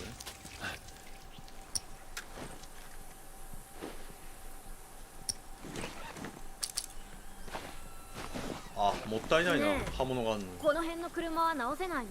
お前天才だな。なんでこの辺の車を直すって思いつかなかったんだろう。分かったからもうやめて。タイヤが腐ってるしバッテリーは死んでる。もう終わった？エンジンの中も見てる。あ、くそ。弾を止めろ。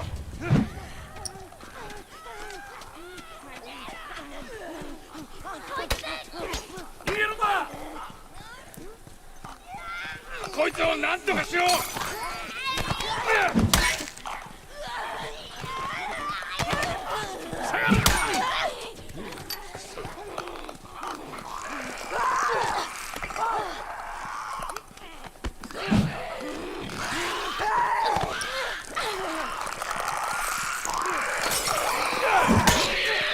やべやべ、またバグってる。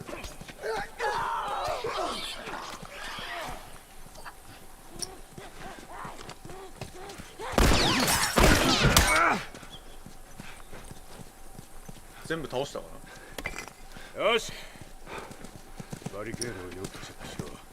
手を抜くからツケが回ってくるんだ。分かってんのか。倉庫から物資を全部持って東のフェンスに行く。ここにもありますね。ファイヤーフライ。ジョエル、こっちだ。さあ行け。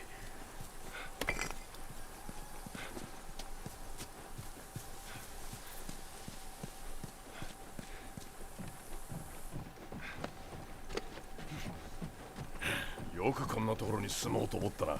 感染者は危険だが行動は予測できる。普通の人間の方が怖いね。それを理解すべきだな。どういう意味？なんでもない。感染者は来ないだろうな。鍵を持ってないからな。どっちだ？こっち、地下室だ。まあ要はなんで今ジョエルがそう言ったのかっていうと、ジョエルも元ハンターですからジョエルももともとハンター側の人間なんでね、相手から物資を奪うっていう方向の人間なんで。よし、こっちだ。よし、ここだ。お前は何も触るな。ドア閉めてくれ。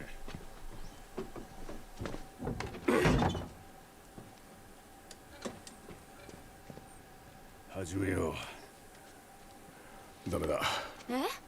銃がいる。お前はいい。ジョエル、自分の身は自分で守れる。ダメだ。とにかくここにいろ。わかった。黙って殺されろってことよね。人生最悪の仕事を引き受けちまったってか。そうかもな。自殺行為だ。テスがよく OK したな。テスが言い出した。本当か？もっと賢い女だと思ってたぜ。ま、いいか。あのガキは拾った場所に捨てちまうんだな。そんなに簡単じゃない。じゃあほっとけ。一人で生きてくさ。一つ教えてやる。昔はな、俺にも大切な人がいた。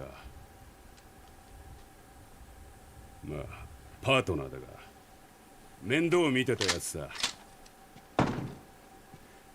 だが今じゃそんなものを持ってるやつから死んでいく。じゃあどうするか、そうだね。頭を使ったね。一人の方がいいと気づいた。ビル、そういうことじゃないんだ。いや、そういうことだよ。おい、入り口でお前に何て言った？なんて言った？ちょっとこれを片付けただけだってば。何も触るな。クソガキがあんなガキの相手してるとお前もいつか偉い目に遭う。なあビル、いいからとっとと終わらせよう。ほら、とっとと終わらせようぜ。手に入れましたね。ゾンビ映画とゾンビものといったらシャッカーンですね。強力な武器ですよ。ほとんどの敵が一撃で倒せます、ね。先へ進む前に見せ接近戦で撃てば。なんだ？新しいおもちゃだ。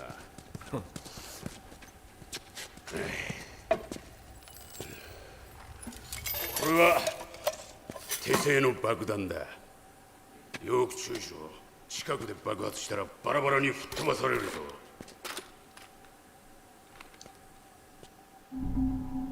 これはどっちかっていう対人間かな。なんだっけ、これすごいのがセンサー爆弾みたいにできるんですね。だからショットガンと爆弾はあるが、落として爆破させることができる。何週間かに一度軍のトラックが街を通る。物資を調達するためなんだろうが、驚くほど見落としが多いんだ。とにかくここに工具がありますね。数ヶ月前、トラックが大量の感染者に襲われた。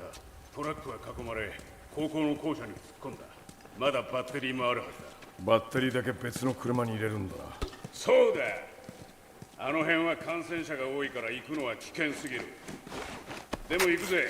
車がいるんだろ。壊れてたら？いや、戦車みたいなトラックだ。問題ない。いけるかもな。で、さっき工具が手に入ったんで、ホルダーを作りましょうか。まあ定番ですよね。シャッカーンは定番です、ね。よし、やってみよう。じゃあホルダーを作りましょう。ホルスターね。ちゃんとホルスター増えてるでしょ。で、武器も改造しましょうか。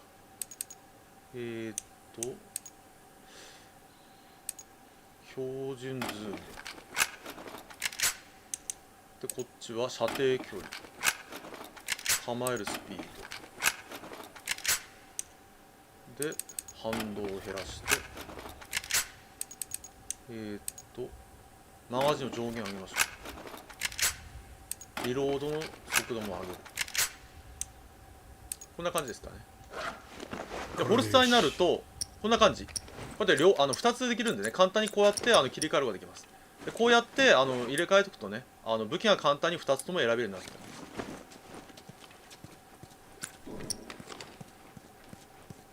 ちなみに弓矢はなんだっけ、確率で再度回収できるんで、折れなければすごい役に立ちますね。おいガキ、勝手に触ったら。さっきエリーちゃんが見てたのはこれですね。分かってるよ。ビリーの趣味ですね。ビリーの趣味が何すか分かりますこれね。なぜかムキムキマッチョマンの、ね、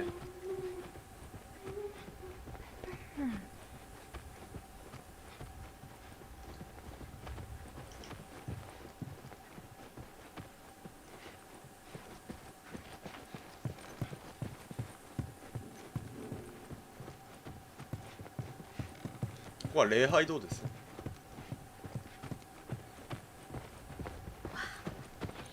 いいところだな。懺悔したいことがあったら。分かった。何も触らないよ。ここはビリーの部屋ですね。ビリーの部屋。これはビリーが爆弾を設置した部屋。設置した場所は全部メモっとけってやつですね。間違ってね触れちゃうと爆発しちゃうんでね。よし、一丁やるか。まあだから協力してんのかな。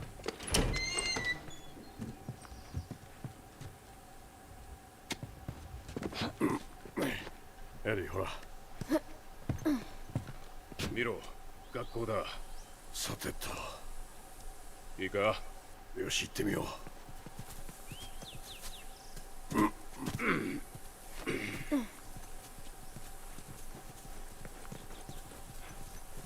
上手に焼けましたですね。上手に焼けました。そんなもの見なくていい。はいはい。これは感染者ですね。じゃあ好きにしろ。この門から向こうは未知の世界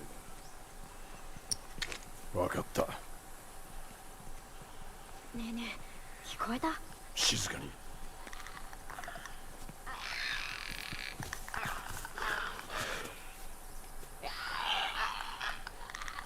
はい、見つか倒しましょう。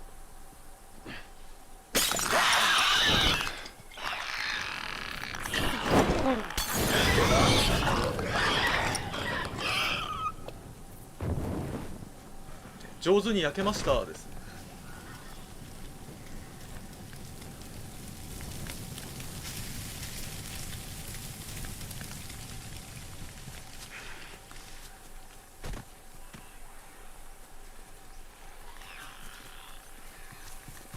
いっぱいいるね。いっぱいいますね。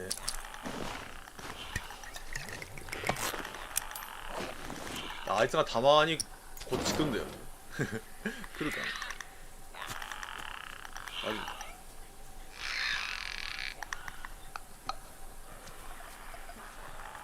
ちなみに見つかると、増援が来ます。増援。敵の増援が来るんでね、見つからないように、行きましょう。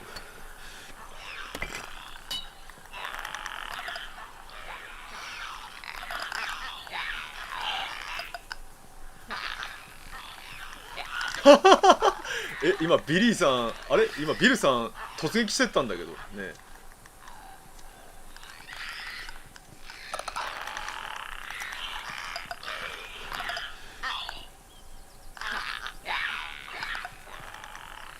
NPC はセーフですね。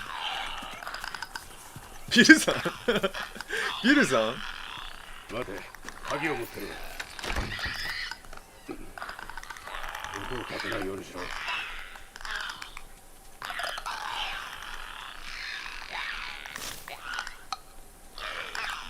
何なの？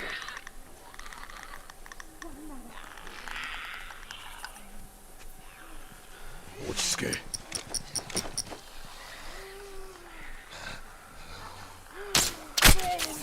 あれは回収できますね。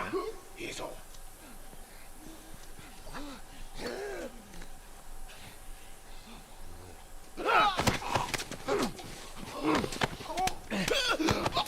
尻に矢が刺さってしまった状態です。これは回収できます。みんな邪魔だってね。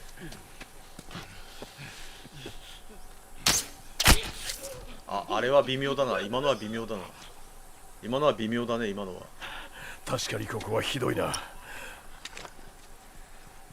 できるかな回収。やったぜ。矢が折れないのがね、一番なんだっけ、本当に助かりますからね。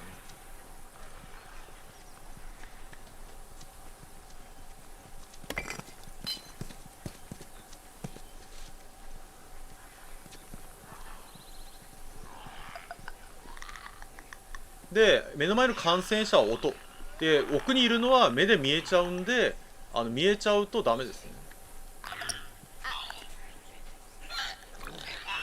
まあゴリラプレイでやった方が早いんだけどね。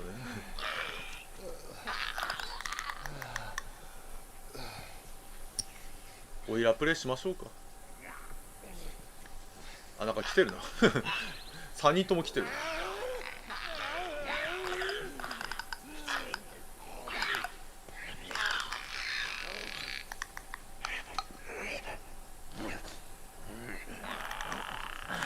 なぜ近づくなんでこっち来んの？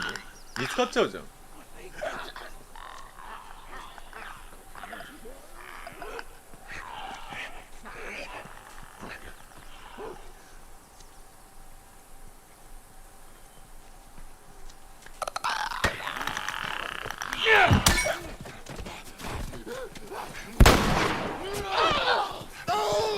で、急げ！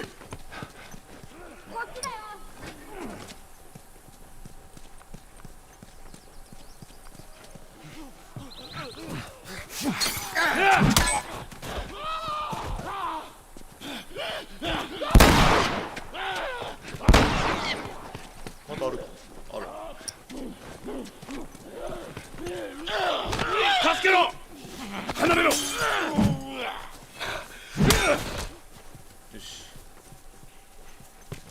はい、こんばんはです。ゴリラプレイです。やばい。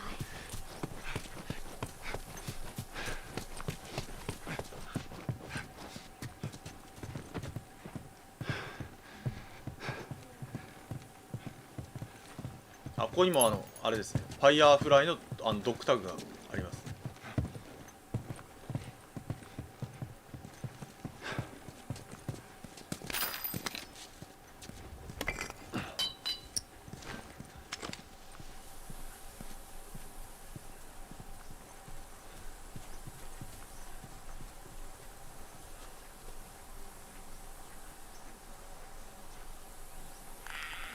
ここたまにわかんねえのは、なんか急に気づかれたりするんですよね。なぜかなんか急に目の前の気がついたりするんですよ。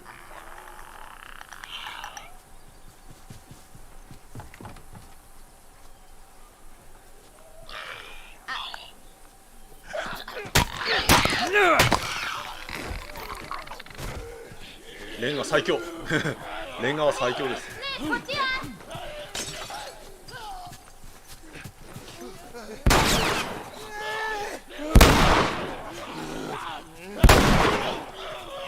基本的にレベルなんだっけ、グラウンドとかではビリーに打ってもらうのが一番いいですね。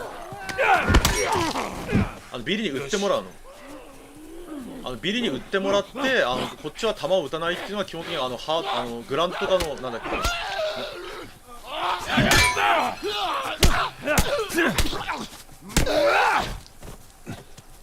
OK です。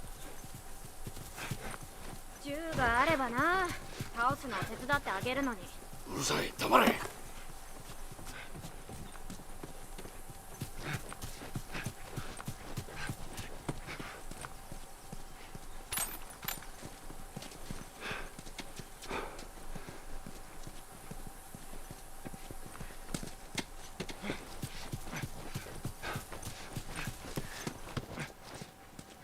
あ、弓矢がありますね。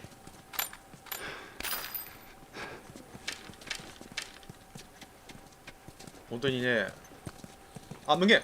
ビリーは弾は無限に撃ってます。ただ威力はなんだっけ、ジョエルとかに比べると低いのかな、威力が。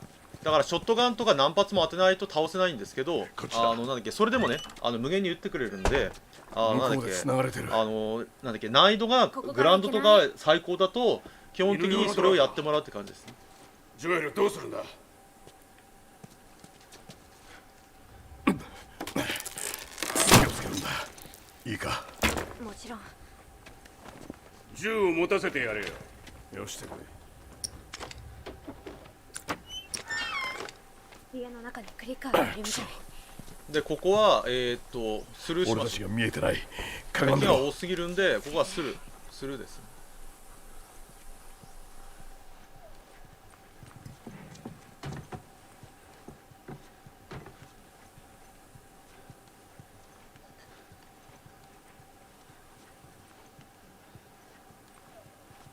この奥にアイテムあるんですけど、なんだっけ、見つからんつがあれだからね、アイテム消費してまで確か布だったかな、アイテムあるのが。だからあんまりアイテム消費してまで手に入れる必要性はないですよね。自動車の上から向こうへ渡る。今なら安全だ。さあ早く。誰が置いてったの？他の仲間？いや、誰が取ったか行動はつくがな。この家の向こうが学校だ。通り抜けよう。エリー。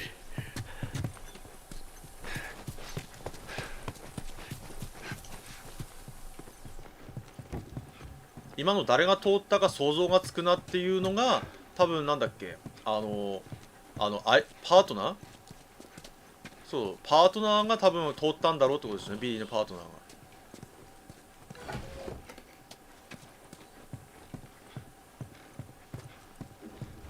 おいジョエル。なんだ。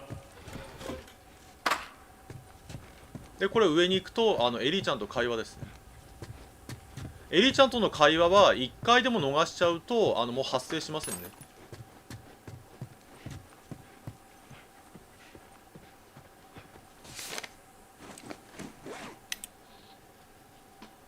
学校が永久に閉鎖することが決まった、ね。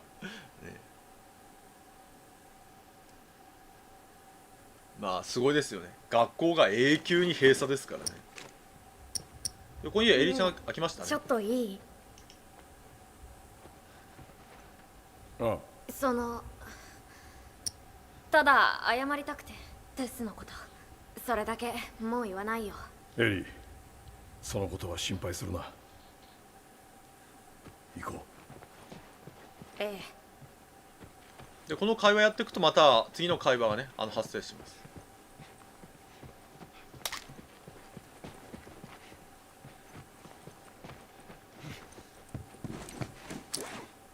あ、もうちょっとでできますね。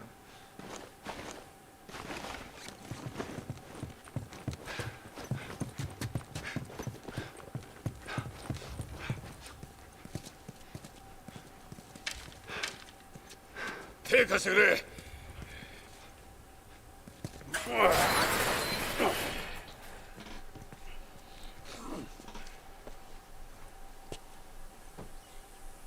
見えるな、あのトラックだ。学校に突っ込んでるだろう。行くぞ。でここからはまずセルスです。音を立てるなよ。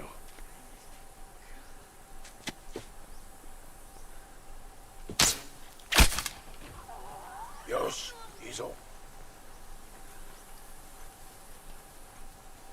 お、あれは多分回収できます。ああやってなんだっけ、こうだって弓矢が突っ立ってる場合は回収できますね。地面に落ちててなんだっけ、真っ二つになってるやつは壊れてるやつですね。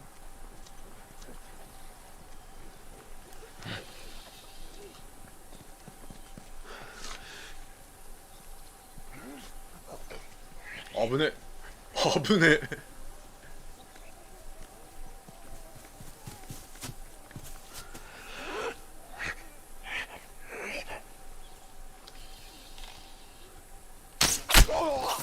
あれはダメじゃないですか。あ、いけるか。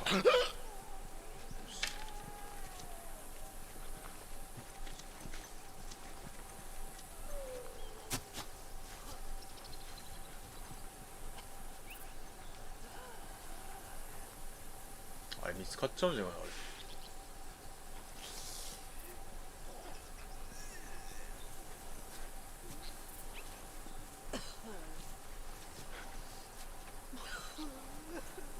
大丈夫か。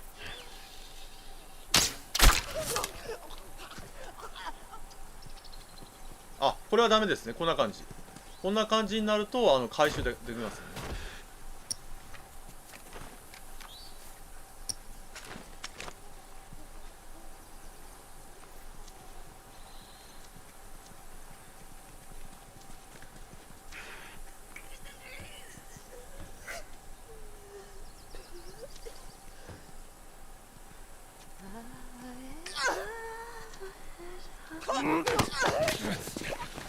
で、今見えてるバスとバスの間を、お疲れ様でした。通るとあれですね、敵に絶対気づかれます。ここ。なので、こっからはダッシュして、行きましょう。エリー、走れ走れ。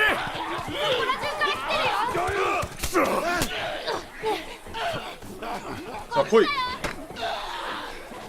あれマジか。マジか。やばいやばいやばい。マジか。マジか。やばいやばい。ああまさかのビリーがとっつかめましたね。これビリーが捕まったってやつですね。奴らがうじゃうじゃいる。マジかよビリーさん。マジかよ。マジか。こんなことがたまにあります。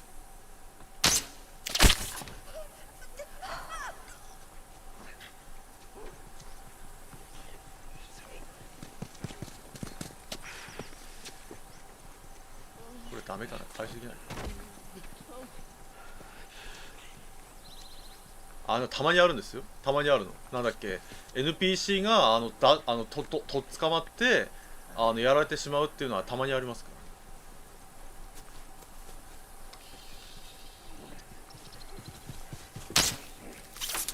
あ、ダメだ。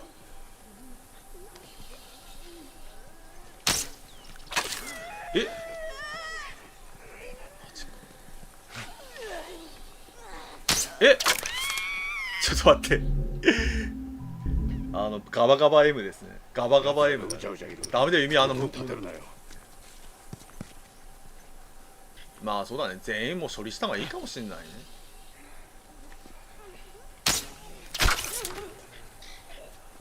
ただある程度なんだっけ、処分しないとダメージ食らっちゃうんだよね、ダメージ。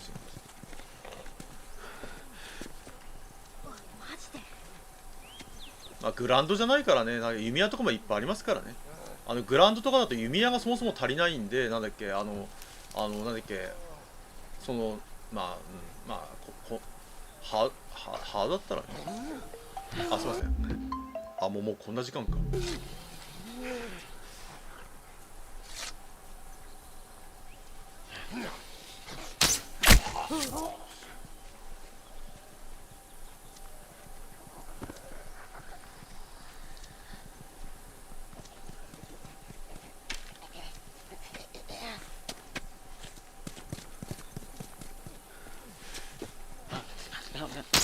ミスった。マジか。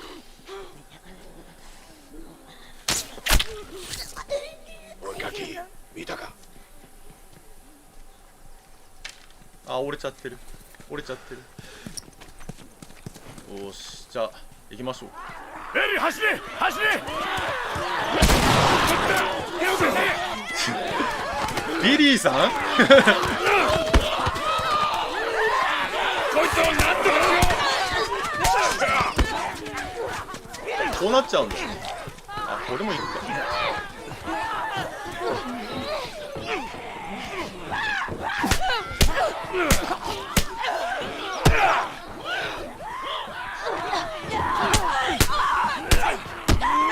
これが一番いいですね。ここだと。来い来い。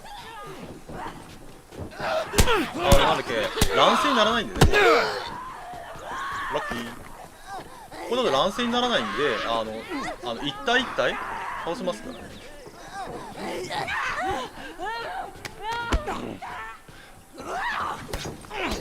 来ない来ない。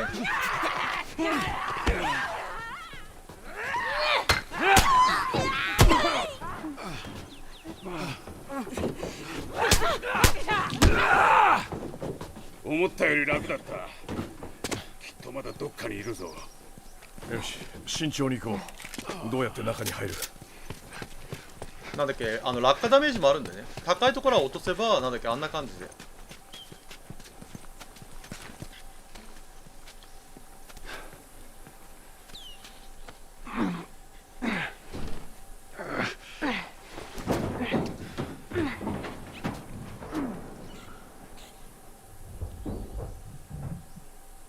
上で殺されんなよ。どうも。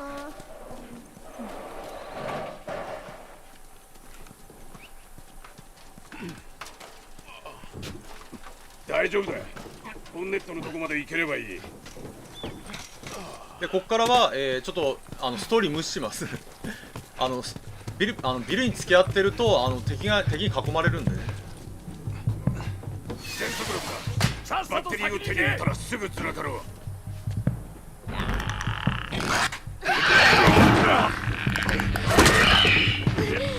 ジョエル！早くしろ！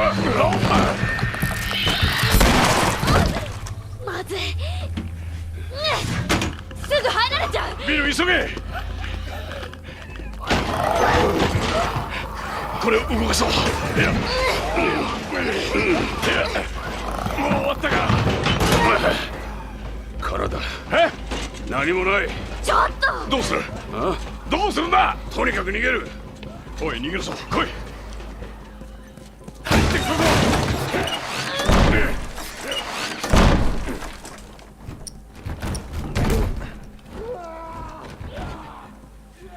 じゃあ裏から出よう。二人ともついてこい。俺が先導する。ランナー。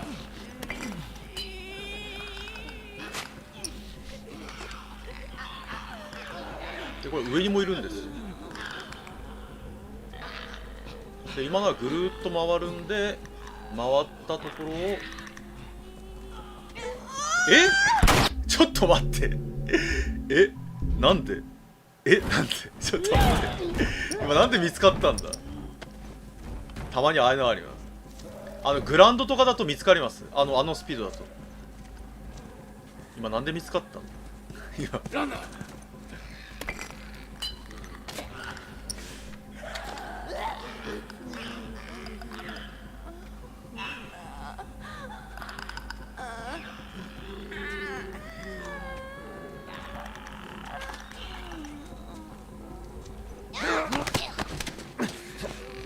でこの上にもいます。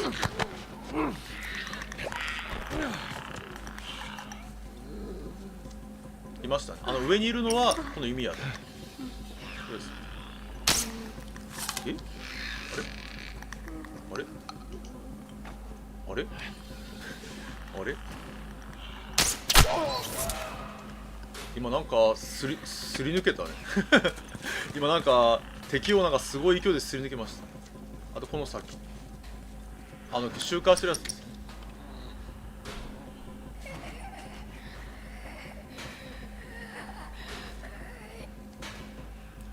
であれもあいつも真正面からやると見つかっちゃうんで、後ろにぐるっと回った時に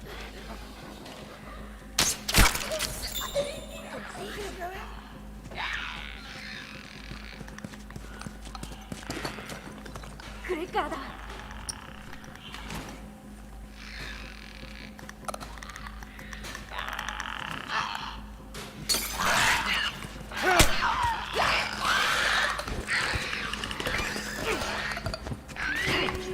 ほら頑張れ。行くよ。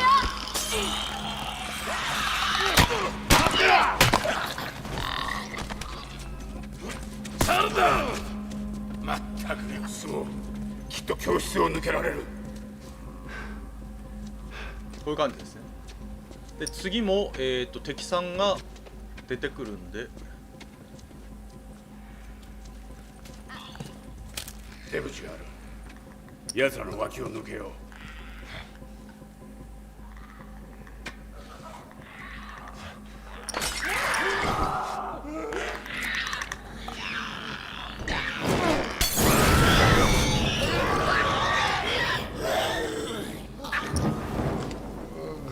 あいつも燃えるんじゃない。足に火が燃え移るとあんな感じで倒せます。やったぜ。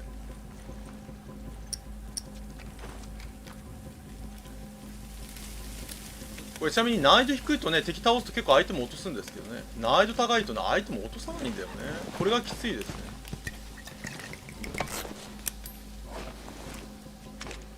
さあ次はどうする。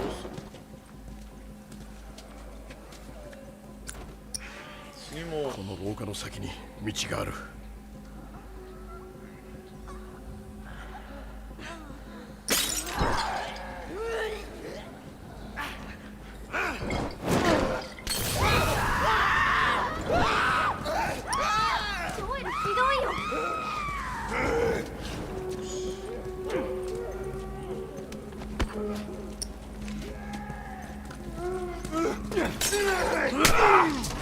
OK ですね。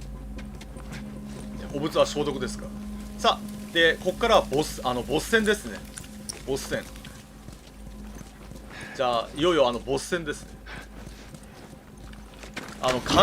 クリッカーが行き着いた先ですね。よし行くぞ。クリッカーがさらに感染が進むとどうなるか。もう一回。よし。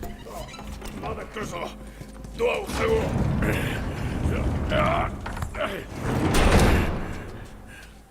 なんかまずいぞ。ブローターですね。ブローター。まずい。あれ一体何なの。何。エリー隠れてろ。ブローターは自分の体から胞子を飛ばしてますね。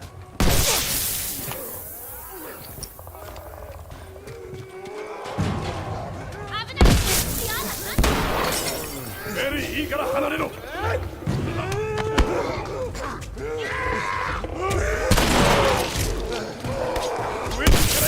ここも難易度が高い場合にはなんだっけ基本的にビリーに任せましょう。ビリーに。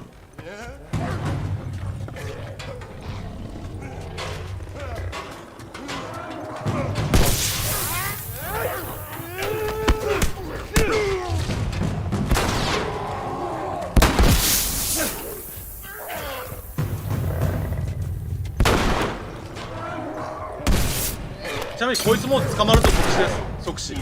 捕まると即死。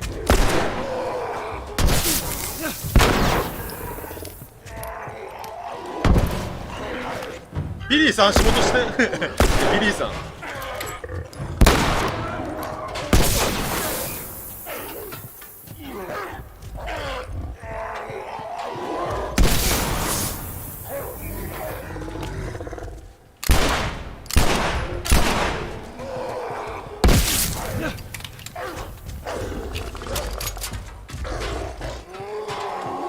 ちなみに弱点は火ですこいつの弱点は火です。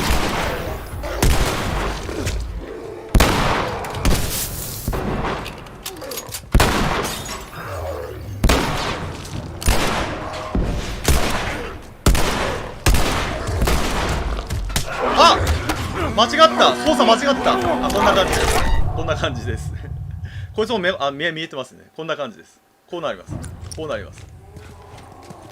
やっちまったね今ね、完全にボタンを間違えましたね。殴りに行っちゃったね。殴りに殴りに行ってやられたってパターンですね。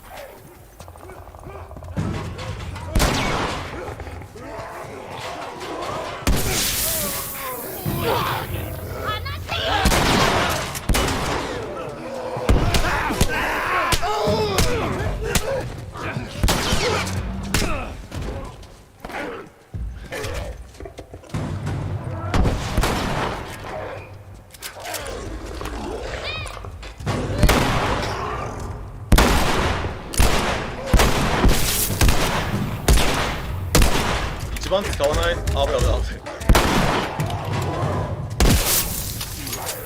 ない。一番使わないオートマティックの銃で急げ。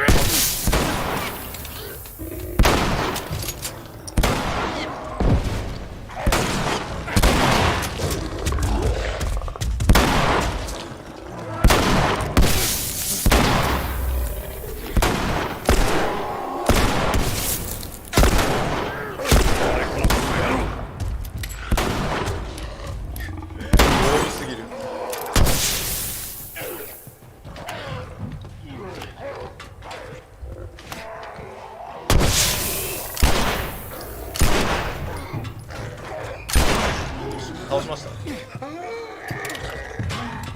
火炎宝石出ますよ。火炎宝石やった。あのでかいのは何？感染して時間が経ったやつだ。ブローターって呼んでる。ブローターね。なるほど、分かった。生物の授業を邪魔してすまない。さっさとここから出ないかな。観客席に登ろう。持ち上げてくれ。だからあいつも弱点が火なんで、なんだっけ、火炎瓶投げて戦うとめちゃめちゃ楽です。よし、来い来い。ジョエル、後ろ。まだいるのか。分か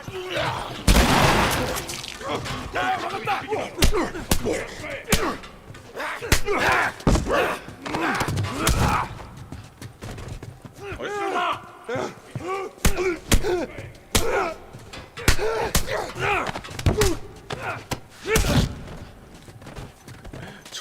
ジョエルが強すぎる。はい、こんばんは。ね、ジョエルが強すぎるよし、仕留めたな。引っ張れ。上がれ。よし。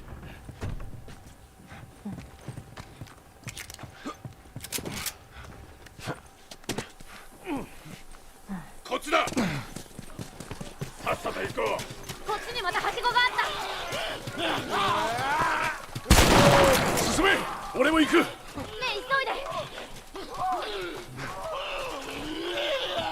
急いで。今の目の前だけ倒しとかないと登ってる最中にダメージされます。家の中に入れ。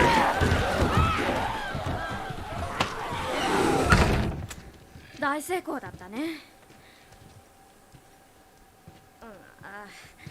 ちょっとあっちの方調べてくれよ。ビル、同じことを考えてる奴がいたってことだな。別の手はあるんだろう。命が助かっただけ感謝しろ。別の手なんてない。さっきので出尽くした。テスに伝えろ。こんな仕事をつけて何様のつもりかって。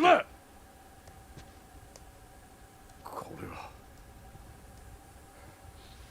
なんだ、知り合いか？フランク。誰だそいつ？俺のパートナーだ。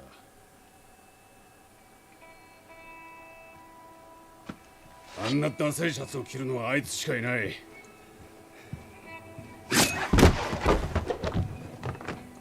お疲れ様でした。噛まれてる。ここと、あと。じゃあきっと自分じゃなくなる前に。ああ、そうだな。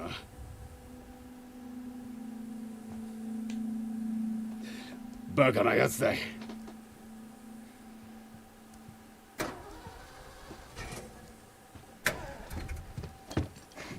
こんなのがあった。ガソリンもある。俺のバッテリーじゃねえか、あの野郎。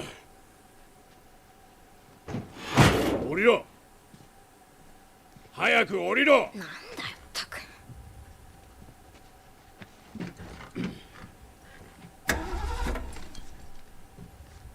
バッテリーは消耗してるがまだ使えるか。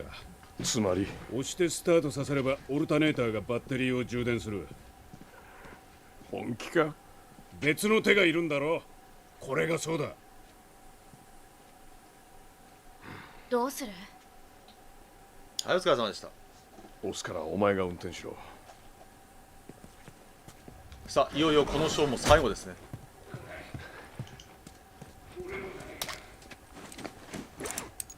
あ、これで照準がぶれなくなりますね。これで。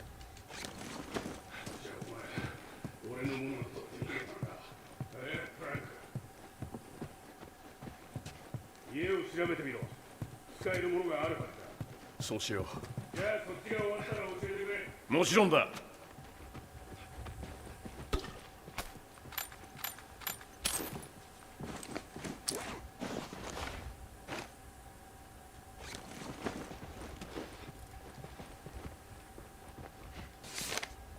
あ、手紙ですね。これフランカン書いた手紙ですね。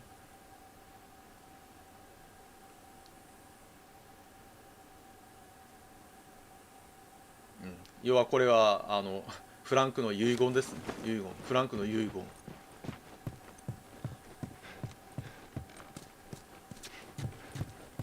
いいか。でビルがこんなものを見つけた。お前に渡しとく。そうだったのか。フランク、バカ野郎が。バカすぎる。さあ行こう。ここもう一回拾えるんですね。これくしゃくしゃになった手紙ですね。じゃあいよいよ、じゃあここの章の最後ですね。よし始めよう。さっきショットガンの弾がいっぱい手に入ったのも、フラグですね。もうやったよ。じゃあクラッチを踏んでろ。走り出したら。そんなやり方ぐらい知ってるって。なんで知ってる？まあどうでもいい。しくじるなよ。エリー準備しろ。今までやれ。早く。たく。おい、さすがだな。ビルやめろ。エリー、もう一回やるから気を抜くな。ちくしょう、そのまま右だ。道の先にある丘まで行け。でここ敵が結構いるんで、なんだっけ、まず敵をちょっと倒していきましょう。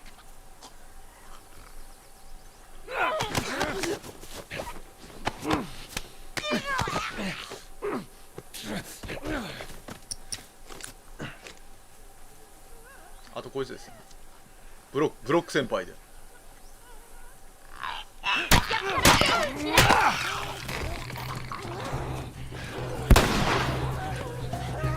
あ、すいません、ちょっと。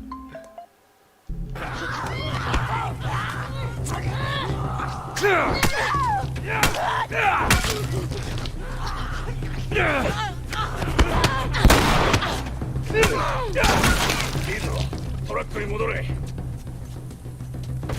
でここは少し押すたびに敵が出てくる感じです。あ、お疲れ様です。なんとか丘まで行けば逃げられるぞ。これアメリカでよく人気のピックアップトラックですね。日本ではねあんま乗ってる人少ないですけどね、アメリカではこのタイプのトラックがすごい人気ですね。ランナーだ。こっちだ、助けてくれ。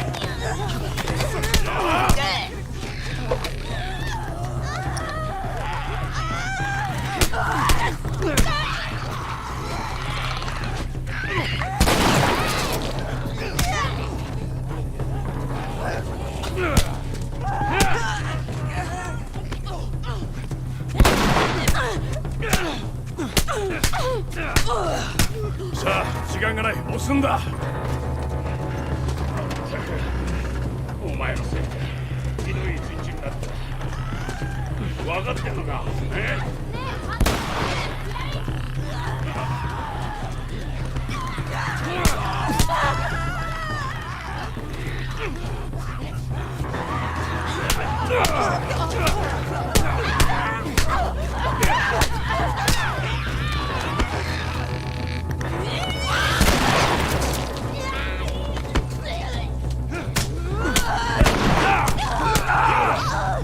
他まで行こう。あとはもう終わりです。いや、あと来るんだけどもうダッシュです。よし、やり、今だ。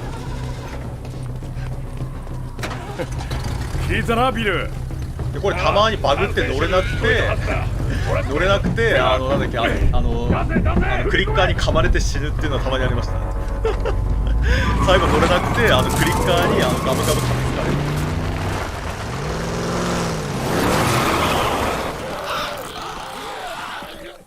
すごい数ですね。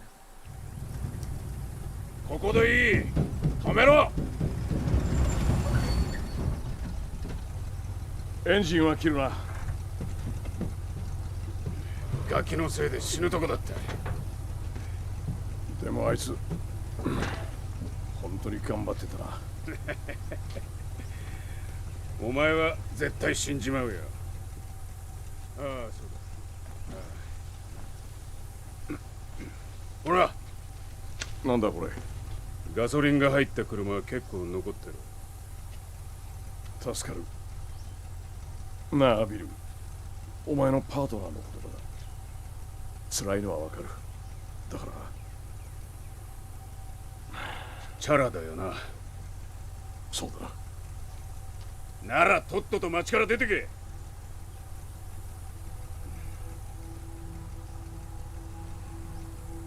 ツンデレですね。ただガソリン残ってるって言ってるんだけど、なんだっけ、もう放置された車のガソリンとかは腐ってるから実際使えませんよ。実際例えばなんだっけ、今の時期だとストーブに去年の灯油入れたまま着火すると機械壊れちゃうんですよね。それと一緒ですね結局。何これ。おい、寝てたんじゃないのか。わあ、さ、そうは見えなかったけどこの漫画結構面白いよ。でも問題がある。ここ次回に続く。もったいぶっちゃって。どこにあった。ああ、ビルの家だっていろんなものがあったから。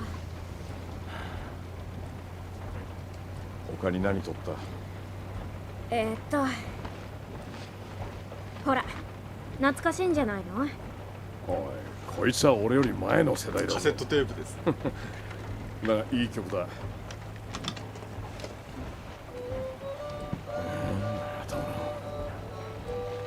ないよりマシか。お、これは今夜ビルが寂しがっちゃう。使えないんじゃないかな。なんだっけ、10年も20年も文字は少ないけど写真が面白いんだよね。おい、子供が見るもんじゃない。うわあ、ビリーのお宝です。この男こんなものつけて歩き回ってるわけ。もう見るな。いいから落ち着いて。どんなもんか知りたいだけだって。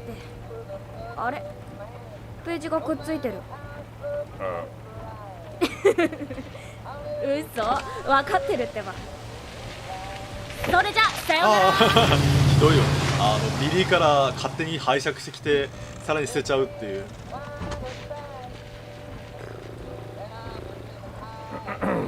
この曲悪くないね。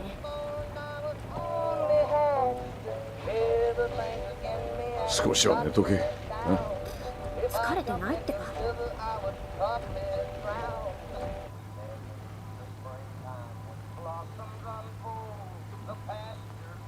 ああ、まずいぞ。これは最高だ。これ完全に罠ですね。罠。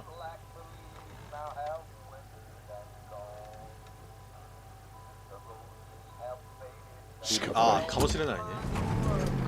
ほら、だってこれ一個の道だけ空いてるでしょ。こういうのは大体罠なんですよね。誘導されてるってやつです。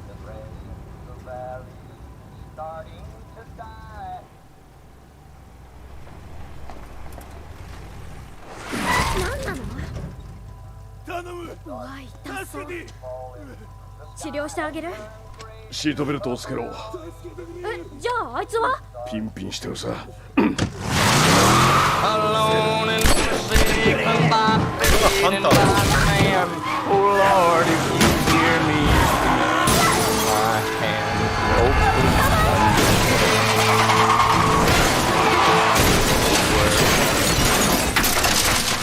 会社確定です。もったいないよね。動く車この時代は貴重ですからね。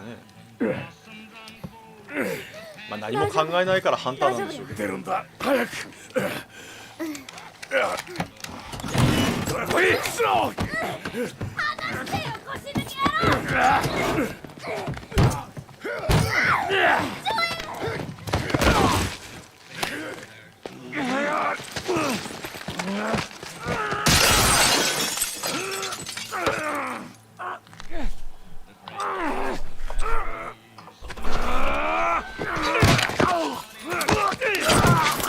痛い痛い痛い。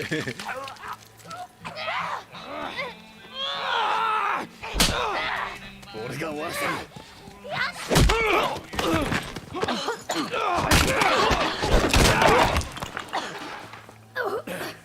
ざけんなよ。なんなのあいつら。大丈夫か。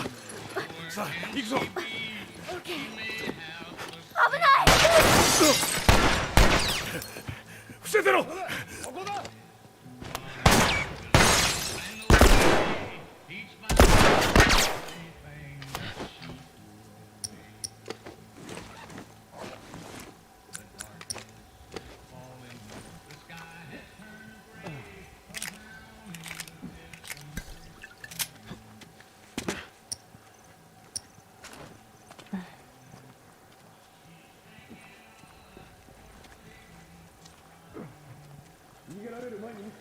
俺はこっちだ。お前たちあっちを調べろ。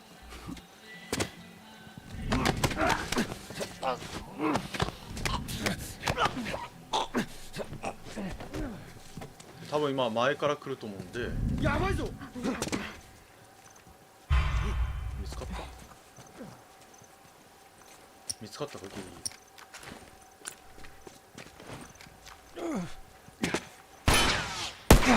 うわ。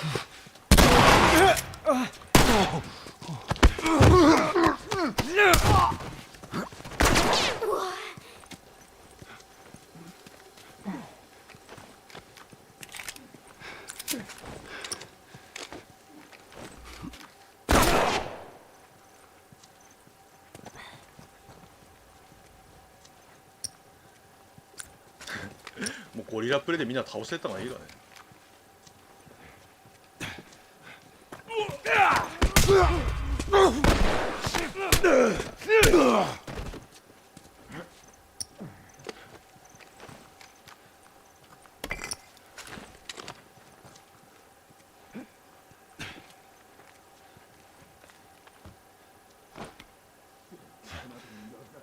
これは。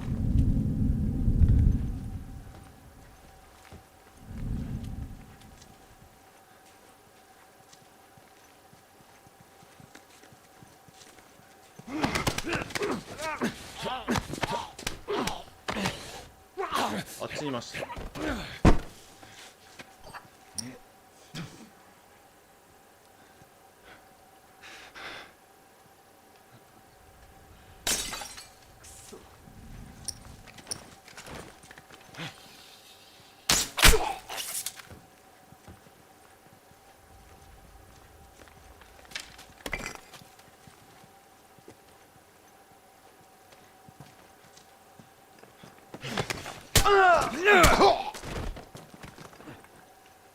はい、こんな感じです。多分もう来ないでしょうね。よし、今ので最後だろう。大丈夫か？よし、ここから出るぞ。じゃああれかな、その辺り見て使えそうなものを探せ。結構もう長くやってますからね。じゃあ次の門くぐったら多分なんだっけ、セーブが更新されるんで、そこまでやったら今回は終わりましょうかね。で次回はこの続きをやっていきましょう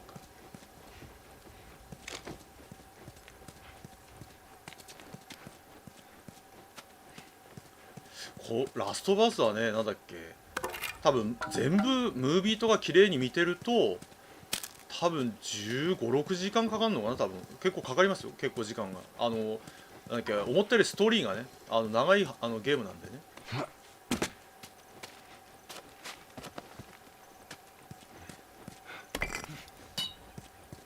何かある？ね、もう日が変わっちゃったからね。まあ明日は祝日ですけどね、なんだっけ、仕事だって人もいっぱいいますからね。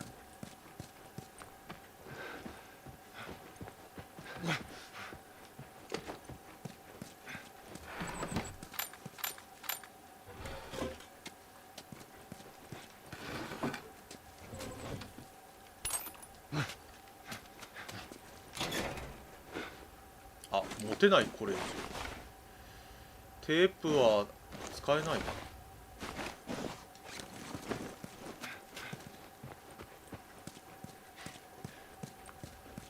で、こう通れないんで、ここですね。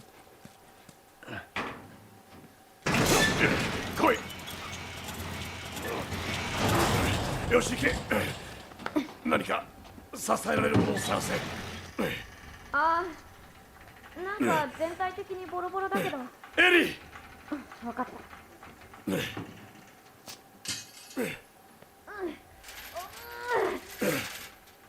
ケー、通って。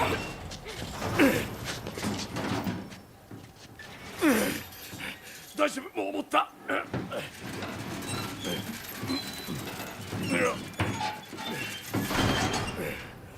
で、横にも工具ありますね。工具が。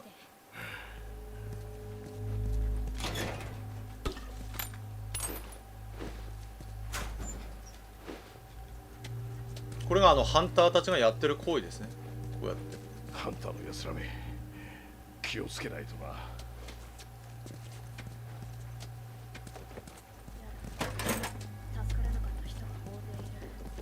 あの時引き返しておけばよかった。でも助かっ。これは煙幕ですね。煙幕でひるんだところを敵を倒すことができます。よし、ここから出よう。ちなみに今弟がいるのは、ジョエルたちがいたところからかなりなんだっけ、西に向かったところなんで、これは略奪品ですね。略奪品のリストですね。なので車で行かないと本当にすごい時間かかるってやつですね。だから車を失ったことがちょっとでかいんですね。アメリカ横断みたいな話ですからね、この話は。最終的には東海岸から西海岸まで行く感じになってるんでね。だからここで言ってますね。なんで知ってたのかって。そう。なんとも言えない。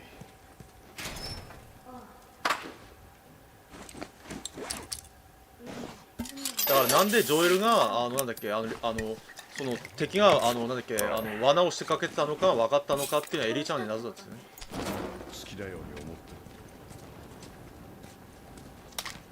る。あいつらが寝てる場所じゃない。これで回復力がアップですね。さっきの略奪したやつらはここに寝泊まりしてるってことですね。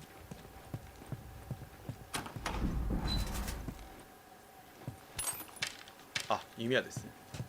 あとここチーズですね。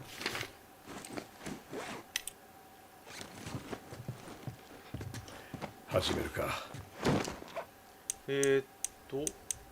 この辺か。構えるそうか。リロー。あと、反動。こんな感じかな。使いやすくなった。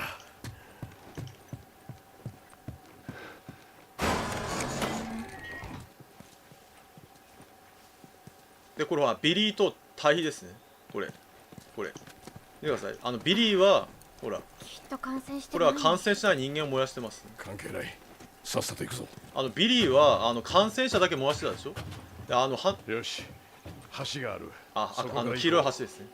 あそこが次の目標です。エリー、慌てるな、待ってろ。何？ここだよ。俺が先に行くからついてこい。大きな声は出すな。はい、じゃあここまでにしましょうかね、今回は。じゃあここまでにしましょう。では次回はこの続きをやっていきたいと思います。次回はこの続きですね。次回は、この続きをやっていきます。多分明日は無理かな。だからまた近日中にねこの続きをやっていきますんで、よかったら、また見に来ていただければ助かりますんでよろしくお願いいたします。はい、では今日はねこれで終わりたいと思います。長々とねお付き合いありがとうございました。よろしかったらまた、次回も見に来てください。よろしくお願いいたします。はい、皆さんお疲れ様でした。はい、お疲れ様でした。はい、お疲れ様でした。はい、お疲れ様でした。はい、お疲れ様でした。はい、お疲れ様でした。はい、お疲れ様でした。